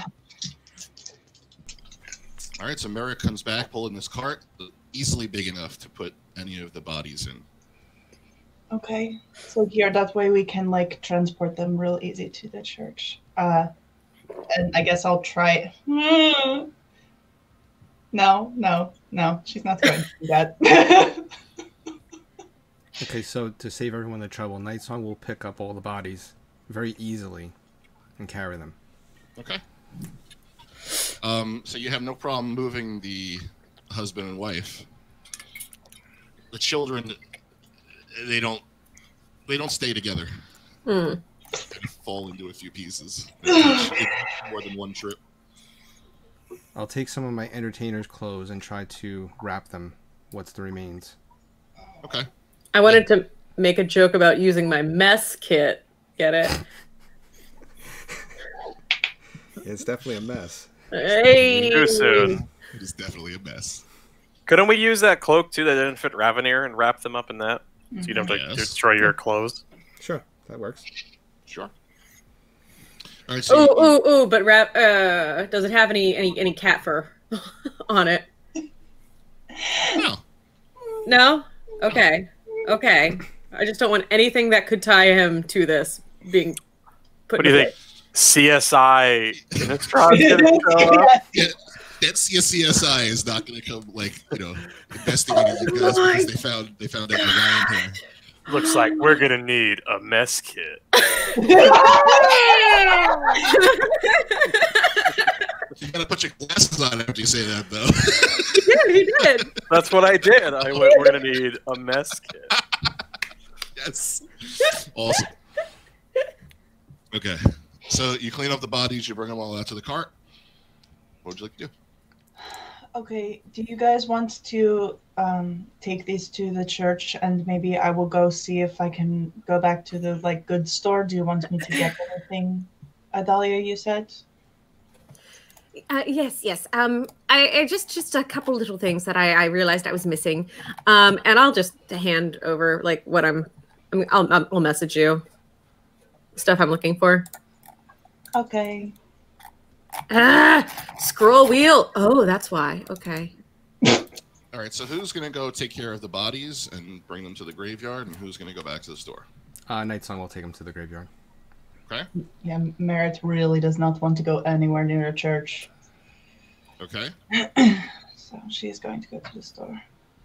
Neither would Ravenir, but he is probably just hanging out and hiding in the house. Okay. Fair enough. Dahlia? I guess Adalia would probably quickly just tell Merritt what she's looking for, which is she's looking for some candles, any sort of small containers, or little. I can't really think of what the Innistrad equivalent to Ziploc bags would be, but just Pouches. You want small pouches. yeah, carrying pouches. And at this point, she is going to see if there are any sort of journals. She has her father's, but at this point, she's taken lots of notes, so could be diligent to get a second journal. Okay, so Adalia and Revenir are going to stay in the house and kind of check out the house a little bit further. Nightsong is going to go to the church and take care of the bodies, and Merritt is going to go back to the general store. Is that correct? Yes. In other words, yes, we are splitting the party. It's a brilliant idea. That's going to be fun. Split the party. It is my favorite thing. Legitimately? It's going to be No, fun. I'm being sarcastic. I mean, listen, it opens up the door for great things to happen. So, okay. Oh, good. Let's go with Nightsong first. So, Nightsong, you pull the cart over you find the priory pretty easily. You spy the steepled roof and the symbol of Avacyn on it, and you easily find the graveyard. You pull the cart into the graveyard. The Grafdigger is already there. He's this he's not old, but his skin is pretty weathered. He spent a lot of days outside doing what he does. The graph is pretty full. It's got a lot of gravestones. One thing that you notice is some of the graves have a cage built over them, which is roughly the shape of a coffin, just sort of half cylindrical, covering the grave. And it's not on a lot of them. It looks like maybe only some of the ones with maybe the wealthier families who are able to pay for such a cage got one. And the Grafdigger, he has this long, wiry, gray hair. He looks pretty dirty. He's got a long black coat with the collar pulled up close around his face, and he's got a shovel, a really fucked up old looking shovel. And he's just kind of digging. He throws a shovel of dirt over his shoulder and notices you, and then just goes back to what he's doing. Excuse me, would you be able to help us see them to a proper grave, bury them properly? So he looks at you, looks at the cart, and he just lets out a sigh and spits on the ground and nods his head. I give him 15 sons. His eyes kind of perk up a little bit, and he puts them in his pocket, nods to you again, and then just pulls the cart over to a little bit more secluded, around the side of the priory. It doesn't look like there's a lot of graphs. He starts digging a few there. How far away is the church? Maybe 5 minutes. Not a long walk at all. Okay, I just want to go over to the church too, and let them know about the address or where the house is that this happened, and explain the situation. Okay, I'm sorry, I misunderstood. The graph is right outside the church, so you can just go right inside the church. It's no problem. It's right there. Okay. So you're going to go in and explain to the Cathars what happened? Mm-hmm. Okay. So there's several Cathars there, as well as the head priest. And they see you enter, and they kind of drop their hands to their swords a little bit, and pull out their collar. I show my collar. Okay, so then they relax a little bit. Yes, how may we help you, madam? This family, it looks like they were attacked, and some man named Crazy Pete running around with signs on his front and his back, claiming the end was near. I suspect foul play and geists in the house. Oh, you saw Crazy Pete, did you? Yes. Unfortunately, his family was murdered less than a week ago, and he still frequents the town. How were they murdered? Do you know? I'm not sure. We came into the house and we found the bodies there. The bodies were still there, you say? Yes. That's peculiar. And it is quite savage what it seems to be that the parents were forced to watch the children be killed. So they all sort of look at you after you say that, and then look at each other.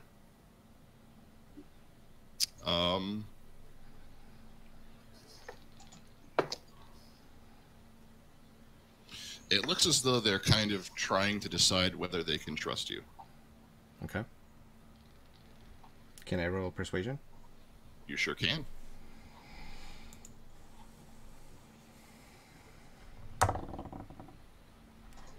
That would be a 22. Okay. So the head priest steps forward and he says, please excuse the Cathars here. You look like a trustworthy enough woman. We have been having attacks recently by a pack of werewolves in the area, and they are brutally murdering the children. I don't know what would cause them to do such a thing. This is a very unusual occurrence. Normally, the werewolves take everybody, and they leave nothing behind. It's almost as if they are trying to send us a message. Furthermore,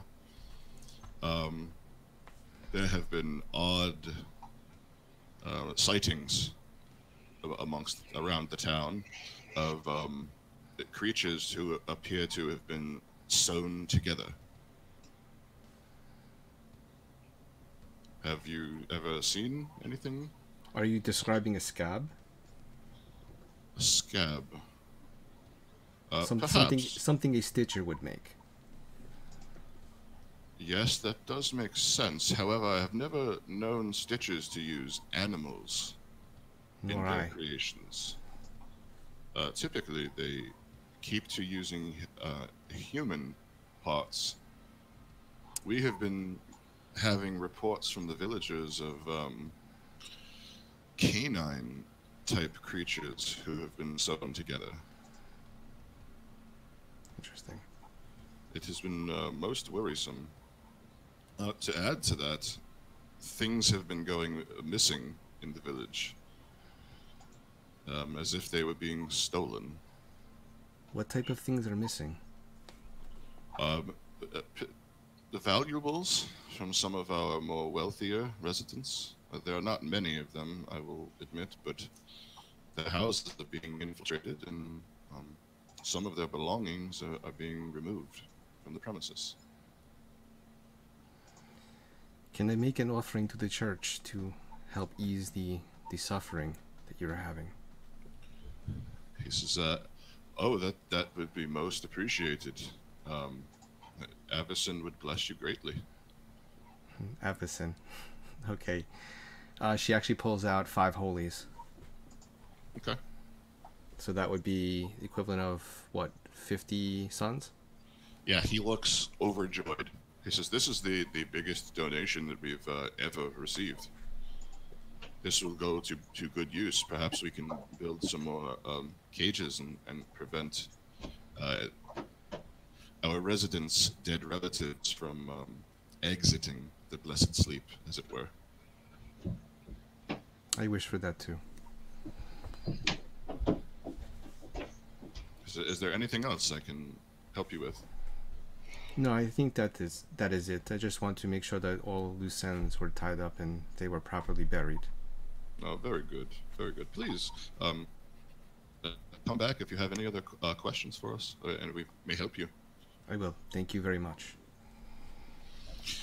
As you leave, make a perception check, please. 15. Okay. So as you step outside the church, you see a peculiar sight. You look up, and it has just started to rain harder again. You look up, and you see perched on top of the church itself, you see a humanoid woman with white wings draped around herself. And she's got long blonde hair that's just, soaking wet. It looks like she's just staring down at you. And as you look up at her eyes, there's just unbelievable sadness behind her eyes. And it looks it almost feels to you as if the rain is symbolic of her sadness. Can I say anything to her? You can. What is troubling you, other than the fact that Stancia is miserable? She just stares and says nothing. Do I recognize her at all?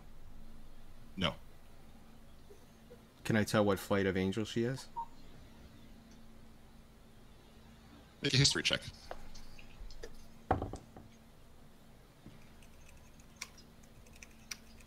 I don't do history checks very often. That is a dirty 20.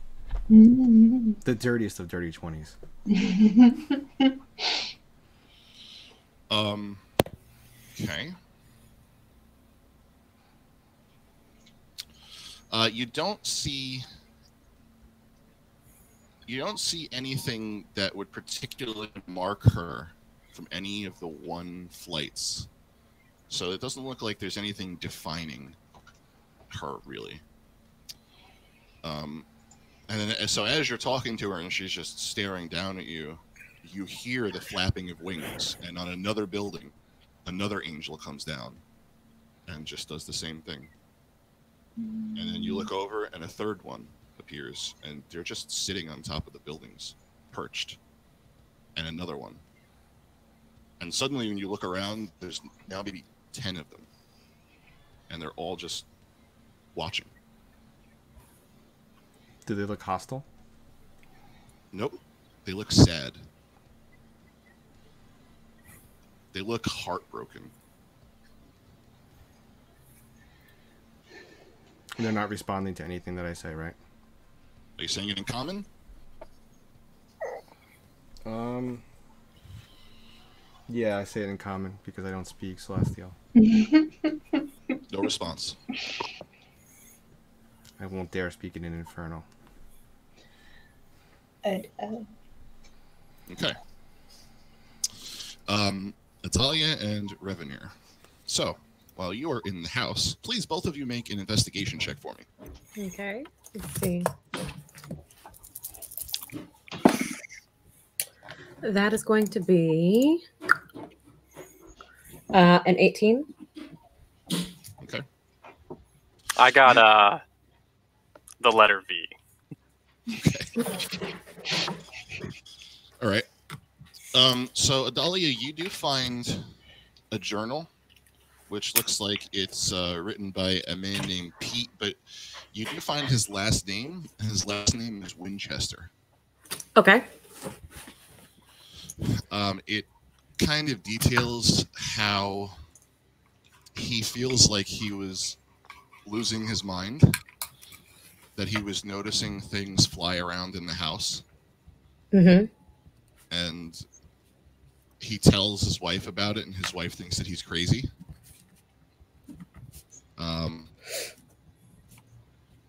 And it also mentions about how he wants to make the trip out east to see his brother.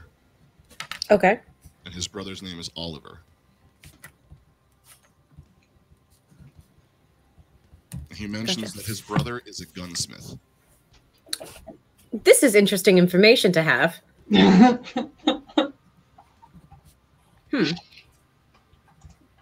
He says that he sent word to his brother maybe a month ago.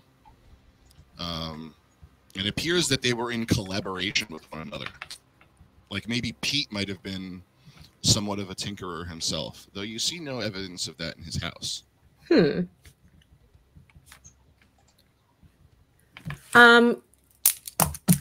it be possible to maybe take a look outside and see if there are any neighbors passing through? Okay. Yeah, make a perception check for me, please. For perception, that is going to be 17. Okay. You do see... So there's very, very little foot traffic. Maybe one person you see. As soon as you peek your head out the door, they see you, and they go right inside, close the door. But, however, you do see from across the street, you see what looks like a diminutive humanoid figure kind of dart behind a house. She goes, oh, hello there. Hello, you over there. And she's going to go to follow. Okay.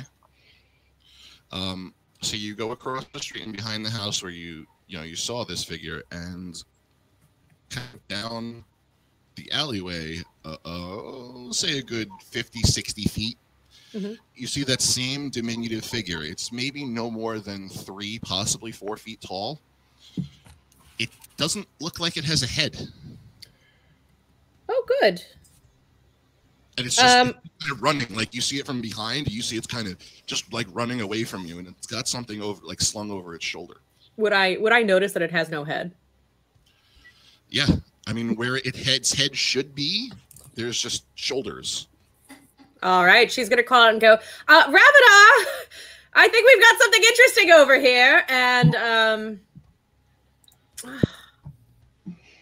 I mean, chaotic neutral. Define interesting. So, you'd raise your voice loud enough for him to hear you? Yes. Okay. I would have assumed he followed her.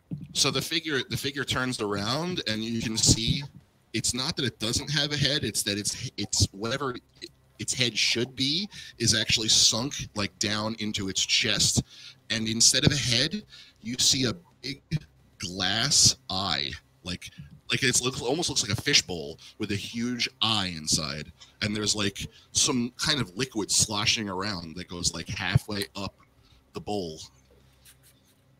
This is simply fascinating. Yes, hello there. Why don't you come over this way real quick? And she's already pulling out journals. It takes the fuck off. As soon as it hears you raise its voice, turns around, looks at you, and then, like a cartoon. Oh, how exciting. I think we have a chase here. I'm going to run after it. Me too. Okay. Both of you make perception checks for me, please. Ah! Hold on. 12. 22. Holy fuck. Okay. All right, Revenir, you're not sure exactly where it went. You run out into the main thoroughfare where you think it might have gone. You kind of look left, look right. You can't figure out where the hell it went. You start to go one direction, which is actually the opposite of the way that Adalia is going. Adalia is like, she picks it up and follows it, but you go the wrong way. Adalia, make another perception check for me, please. 7. Okay. So you now follow. You think you hear it. You hear little like footsteps moving rapidly, and you follow between a few of the houses. You think it makes a left, so you follow right after it. It makes a quick right, and you're kind of zigzagging through a few of the little houses. You jump, like, hop a small fence and run through somebody's yard. And she calls out, wait, I just have to ask you a couple questions. It's gone. Oh. But You think that it went in a southwestern direction. If you had to venture a guess as to which way it was headed, it's a southwestern direction, away from the town.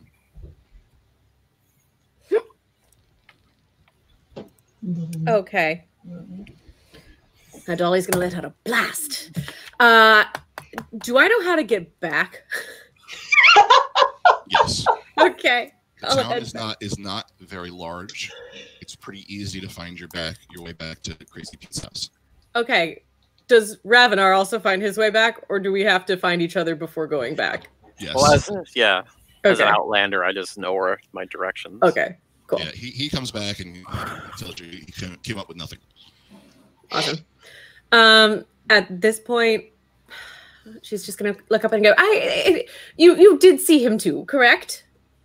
No. No. Okay, well, it was very interesting, I assure you. We simply must get a better look. I've never seen a specimen quite like that before. I'll have to refer to the journals at some point. Was it that fog again? No, this was a little man. It was a little man, and his face wasn't where his face should be, but it wasn't quite a face. It was just glass. It's simply, I've never seen anything like it. I wonder if he was created. It's simply fascinating. I would love to pick his brain a little bit. Anyways, yes. I think I would like to possibly speak with one of the neighbors, if that's something you're comfortable with attempting. Sure. All right. Okay, so she's going to gingerly tap on the door of the ones who went inside most recently, and she goes, "Oh, hello! I know you just got home, and I would hate to bother you, but I would love to ask you a question or two about your neighbor, Pete." So the door kind of cracks like a fraction of an inch, just wide enough that you can see, like, it looks like a frightened guy, like a middle-aged man inside. He says, "What do you want?" Hi there. It's simply lovely to meet you. Adolia White. I was just curious. I was passing by, and I noticed your neighbor seems to what was his occupation? Back before he, all that good stuff. What exactly does he do? He said, I don't know. I used to hear him up all hours of the night, working on stuff. Okay, but he doesn't have a shop in town or anything like that. Any additional residencies? He goes, I'm not 100% sure, actually. Maybe there's something underneath this house. Oh, lovely idea. Ravenar, we're going to check for a basement. Well, another quick question. Have you seen a tiny man with a crystal for a head? Oh, great question. So he kind of, let's see if you can tell what you are. So he looks at you, and your tricorn hat throws him off. He says, I haven't seen anything. We all just keep to ourselves around here. It's pretty hazardous to be caught outside. I want to insight him. You should get inside too. Sure, go ahead. Ooh, that's 23. Okay. He is being very honest. In fact, he is trying to really hard convince you to just get the hell away from him. He's telling you whatever you want to know. Thank you for your time. And hell. Okay, he shuts the door, slams it in your faces. Looked to Adalia, and he said, I think there was a staircase over by those bodies. Oh, lovely. Do you mind if we take a little detour down those stairs? Sure. Lovely. All right, here we go. And she's gonna go, oh wait, first. And she's gonna pull out a small piece of paper and just write, "Went to the basement, see you soon," big smiley face, Adalia. And she'll just leave that wherever is most visible. Okay. Or when the rest of the party gets back. All right. Merritt, let's go over to you. Okay. So you go back in, and Large Marge is in there. Hey, you got my card for me? No, I'll bring it. I'll be bringing it back really soon, though. My friend is just moving some things, and then once she's back, I'll bring it right back. But for the meantime, I wanted to ask you if you have a couple of things. Yeah, I got lots of things. Sure. What do you need? Well, I need some paper and some candles and like a journal. And I was wondering if you have either like a really big coat or like just like a really large piece of fabric that I could have. Okay. So yeah, she definitely has a coat that would be big enough, or a cloak that would be big enough to cover Revenir. She also has some things that he might be able to use to like obscure his face, like maybe tie kind of like a desperado type of thing, if he wanted to cover his face. Yeah, like a big scarf to put over his nose. You also said paper, candles, and pouches, right? Yeah, pouches. Well, did you want paper or a journal? I don't remember. Both. I would love a journal of some sort. Sorry, so a journal and like maybe some little pouches and some candles. Okay. Yeah. So all of that will come to 2 suns. 2 suns. Okay, I actually have the 2. I was half expecting you to say 11 suns because we only have 10.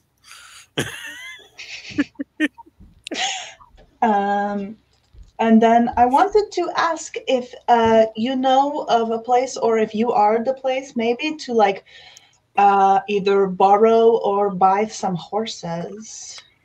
She says, yeah, I got a couple of horses. How many you need? Well, do you have one like really big, strong horse? Sure, I could do that. Okay, probably like 3 horses. Are you looking to rent them, or are you looking to buy? Well, probably. Well, I don't actually know yet. I have to talk. I have some friends, and we have to discuss it. But I just wanted to know, like, what the price would be for either. Each horse is going to cost you about 10 suns. Okay, if we want to buy them. Yeah, if you wanted to buy them.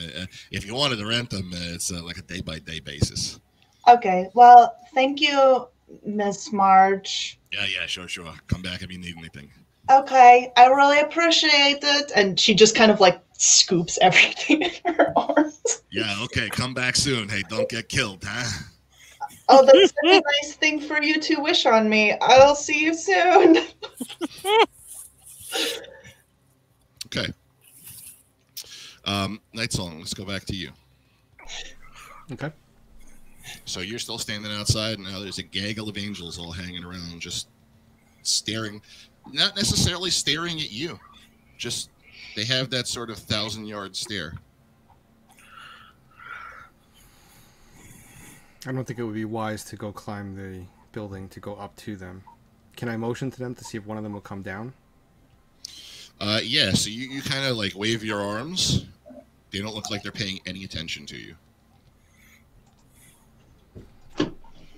Okay, I guess I'll just kind of like nod a little bit and to acknowledge them, and then I'm gonna take the cart back to the shop. Okay. So you go ahead and you return the cart, and then you're gonna head back to the house. Well, would this time would Merritt still be there? No, she probably would have left. You guys probably would have like just missed each other. Okay. I'll head back to the house then. Okay. Adalia and Revenir, what are you guys doing? We're about to go Scooby-Doo investigate this probably dark, spooky basement. Okay. I do say, should we be waiting for the rest of the party before we do this? Would that be diligent? I'm gonna roll to see if he's smart enough to say yes or no. That's a great idea. I think I will also roll a wisdom check. That's also a great idea. Yeah, I got a 12 on a wisdom check. Maybe. Do you think they'll be much longer? I got an 18. So with an 18, would I think it's a good idea that we can probably go down there and it will be just fine? I did leave a note after all. Fine, just fine. So you kind of put like you take the first step down in, and you kind of like look in, and they're like, "Hello," and you don't hear any response. Nothing flies off the wall. Nothing pushes you. Nothing tries to possess you. You feel like it's probably okay. Okay. And Adalia goes, it's fine. It's fairly. And are there any doors, or is it just a like hole down to the basement? It looks like it's just a straight staircase down into a basement. It's not lit, so you can't really see. Okay. So I'll have to light a torch. Okay. So you light a torch, and it's about 12 to 15 stairs or so. Kind of goes down a little ways. Okay. It's like 4 or 5 steps down to a landing, and then the landing makes a right turn, and then it's the rest of the steps down into an actual basement. When you get down there, and here's where a little bit of a workshop is. Okay. Oh, there are some tools on the wall, things that look familiar to you, Mm-hmm. and you also make an investigation check for me, please. Both of us or just her? You sure, both of you can, or she can make it with advantage. Your choice. Yeah. Do it. Yes, that. Okay, that is 18. Okay. So you spend a few minutes, both of you, looking around the shop, and underneath his workbench, you find a hidden compartment, Ooh. which kind of like, it takes you a minute or two to try and figure out how to release it. But once you do it, it actually comes down, and there's an object wrapped in some type of a red silk cloth. All right.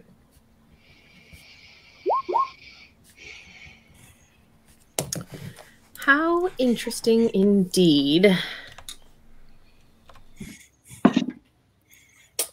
I would be very interested in unwrapping it to see what this object is, and I would like to also just gentle reminder: Adalia is wearing gloves. Okay, yeah, no problem.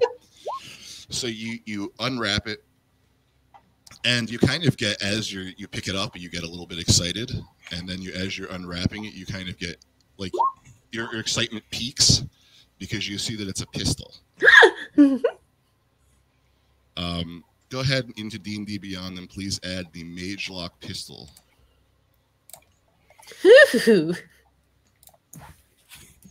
This is a design for a firearm that you've never seen. It does not require bullets.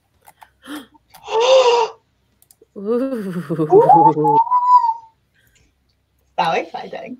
It is a pretty intricately designed pistol.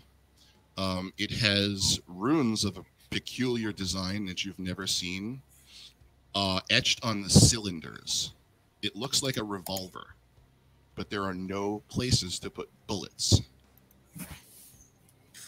Interesting. Could I figure out that it might be able to function without bullets altogether, or am I just like, but where are those damn bullets? It's pretty easy to figure out. You look at it, you're like, oh yeah, this doesn't require bullets, and you can see runes kind of running the length of the barrel too. Very interesting indeed. And you can, without making a tinkering check, you can repair your rifle with the tools that he's got. Yeah. Cool. Pretty easily. Excuse me. Beautiful. Well, I will get right to work. Ravenar, do you need anything while we're down here? And we actually have some ample supplies. Yeah, what else was down here besides the item? It just looks like his workshop. So basic tinker tools, some different metals like copper, iron, bronze. It looks like some different materials to lead to work with. Okay. He's got some springs, some strips of leather, pretty much anything you would reasonably think you would find in a tinker's shop. Yeah, nothing really he would need. Maybe his little metal bird. I don't know. Either a wisdom or intelligence check for me. Adalia, you can do the same thing. Well, definitely intelligence. 18, either way. 11. You feel like you may be able to take some of these materials, and if you found someone who was skilled enough at that sort of thing, you might be able to upgrade your bird. As to what those may be, you have no idea, but it just looks, you're like, oh, this looks interesting. Yeah, he'll scoop it all in his bag. He'll hold on to it. Okay. So, add to your inventory just various bits of like copper, iron, bronze, and lead. Scraps of copper, iron, bronze, and lead.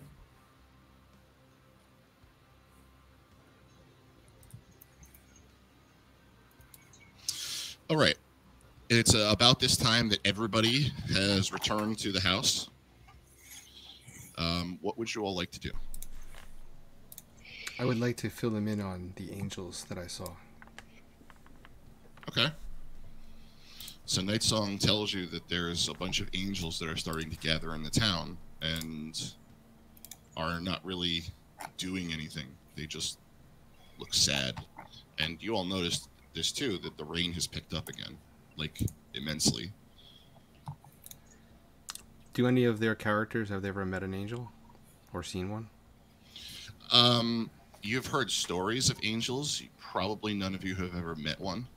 Revenir, you have no idea what the hell an angel would be. You're like, angel? You couldn't even venture a guess as to what that might mean. I'm out here like little Anakin Skywalker. Are you an angel? You've never even heard the term. Nope, I have no idea. Is that some sort of like lunch item? No, they're like human-looking things, but they have like bird wings. And they're exclusively female. Yeah. But that's like not good, right? That there's a lot of angels, because can't they sometimes be like kind of crazy?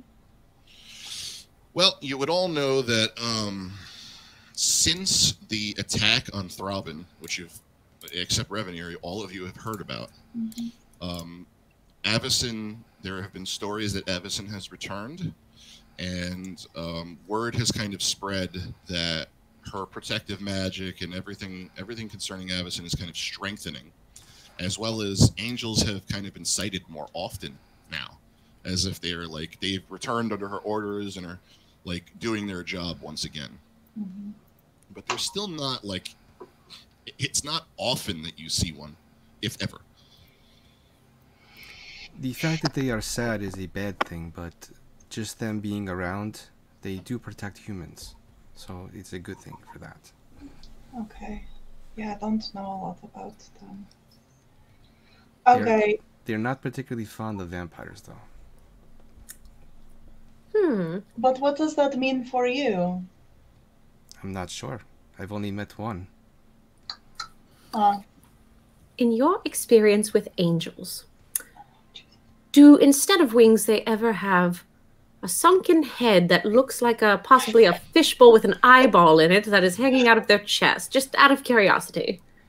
Not in my experience, no. And I guess the significance of the one angel that I met was Avacyn. You met them? Yes, I met her one time. For about 10 seconds.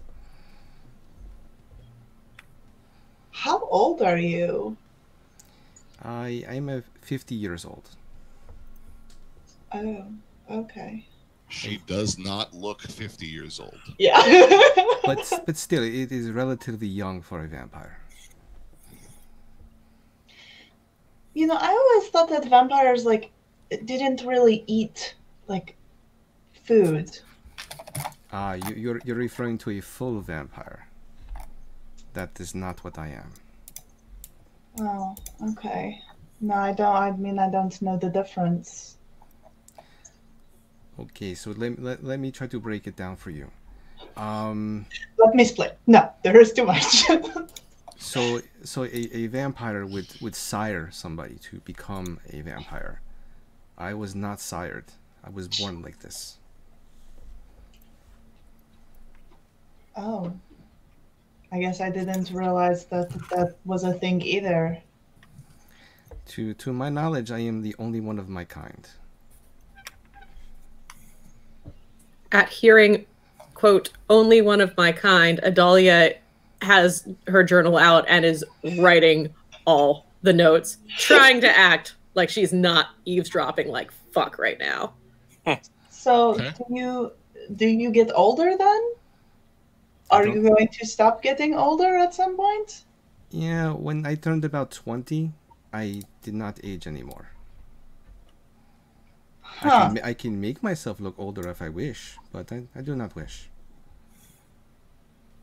That's interesting. You know, nope, she's not going to share that. Okay.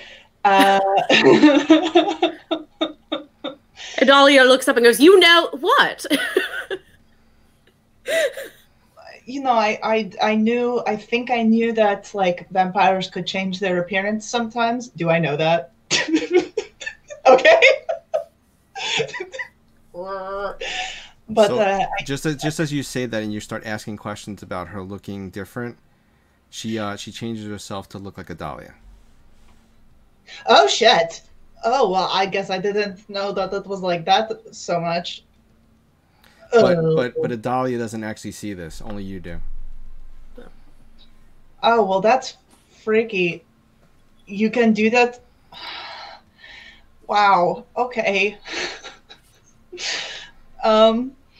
I don't know how to handle this new information because now I feel like everything is lying to me. So make an Arcana check, Merritt. Me? Okay. Yes. Oh shit! Actually, I'm not bad at that. Yes, I am. That's a 10. Okay. 11. Okay. It feels as though your perception is being altered. It's not that she is using like true illusion magic, Mhm.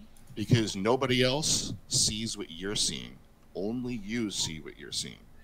Yeah, so like if So- I look around, it doesn't look like anybody else has noticed anything. Nope, they are all still seeing Night Song normally. Only your perception has been altered. Okay.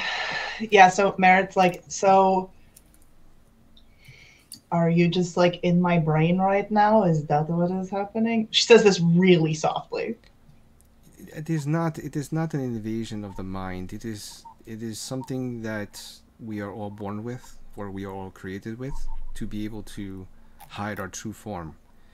Because a full vampire who is old, especially when they look into something reflective like silver, it would disgust them. It would make them angry, and they would see themselves for their true form. Can you teach me this power so I can blend in more? Well, I have never sired another vampire, so I don't know if I could teach you this power. Oh. That, wow. So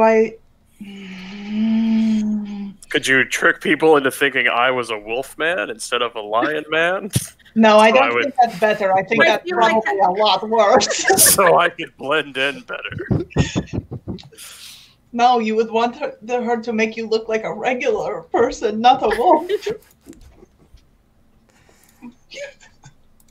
Wolves, they're not good. They eat people. It's like really bad. I could probably briefly change the way you look with an illusion, but that would not be something that a vampire would do. Oh, did you find a cloak, Merritt? I did. Oh yeah, here, look, it's so big. And she like reaches up and kind of like throws it over him. Look, it's good, and I got this scarf for you. Yeah. So I think that this will be so you can pull it up over your snout. You just see his eyes. Yeah, dude, that's okay. That's like pretty good. Yeah, to make this works pretty well. you know, you can kind of pass as like just like a large human. Well, not really, but at least people won't be paying too much attention to you. Okay. Yeah.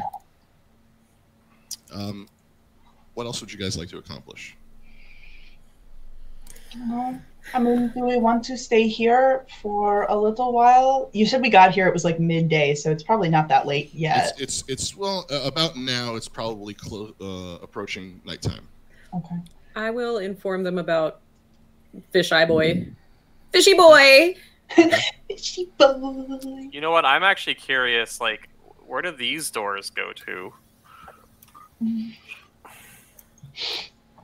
That's just, it leads out to the back of the house, and you see another one that's just like a side entrance. And there's an upstairs as well, is there not? Yes, it's like one room. It's a bedroom. This is where he and his family probably slept. Mm-hmm. Now, also, nothing of any real importance up there. Was this like a tavern? It's just what I used for his house. Okay. It's a happy coincidence that it is shaped like a tavern. So just so that I feel like I hope I didn't interpret this incorrectly, but like, so we saw the guy's body that we saw outside with the sandwich board. That's correct. So the way, like, and I touched him, he was solid. Yeah. And you touched those geists too. Okay. Mm. Oh, but he didn't try to like eat me or anything. Nope. Well, man, this place is weird. Oh. Okay. With that, are you guys going to stay here and take a rest? Or are you going to try it? Yes? Okay. Yeah. So go ahead and mark off a long rest for you guys and give yourselves level 2. Yay! Woo! And that's where we're going to end for today. Yay! No. But All we right. want to. I want to. Okay. We're at exactly 4 hours now. Yeah. Cheesy Pete's. It doesn't feel like it's been that long. No, not at all. No, it really doesn't. It doesn't at all. Awesome. But Awesome. Great job, everybody. Thanks, everybody, for watching, Thank hanging you. out with us. I hope you enjoyed yourselves. And we will see you all next time. Bye. Level 2.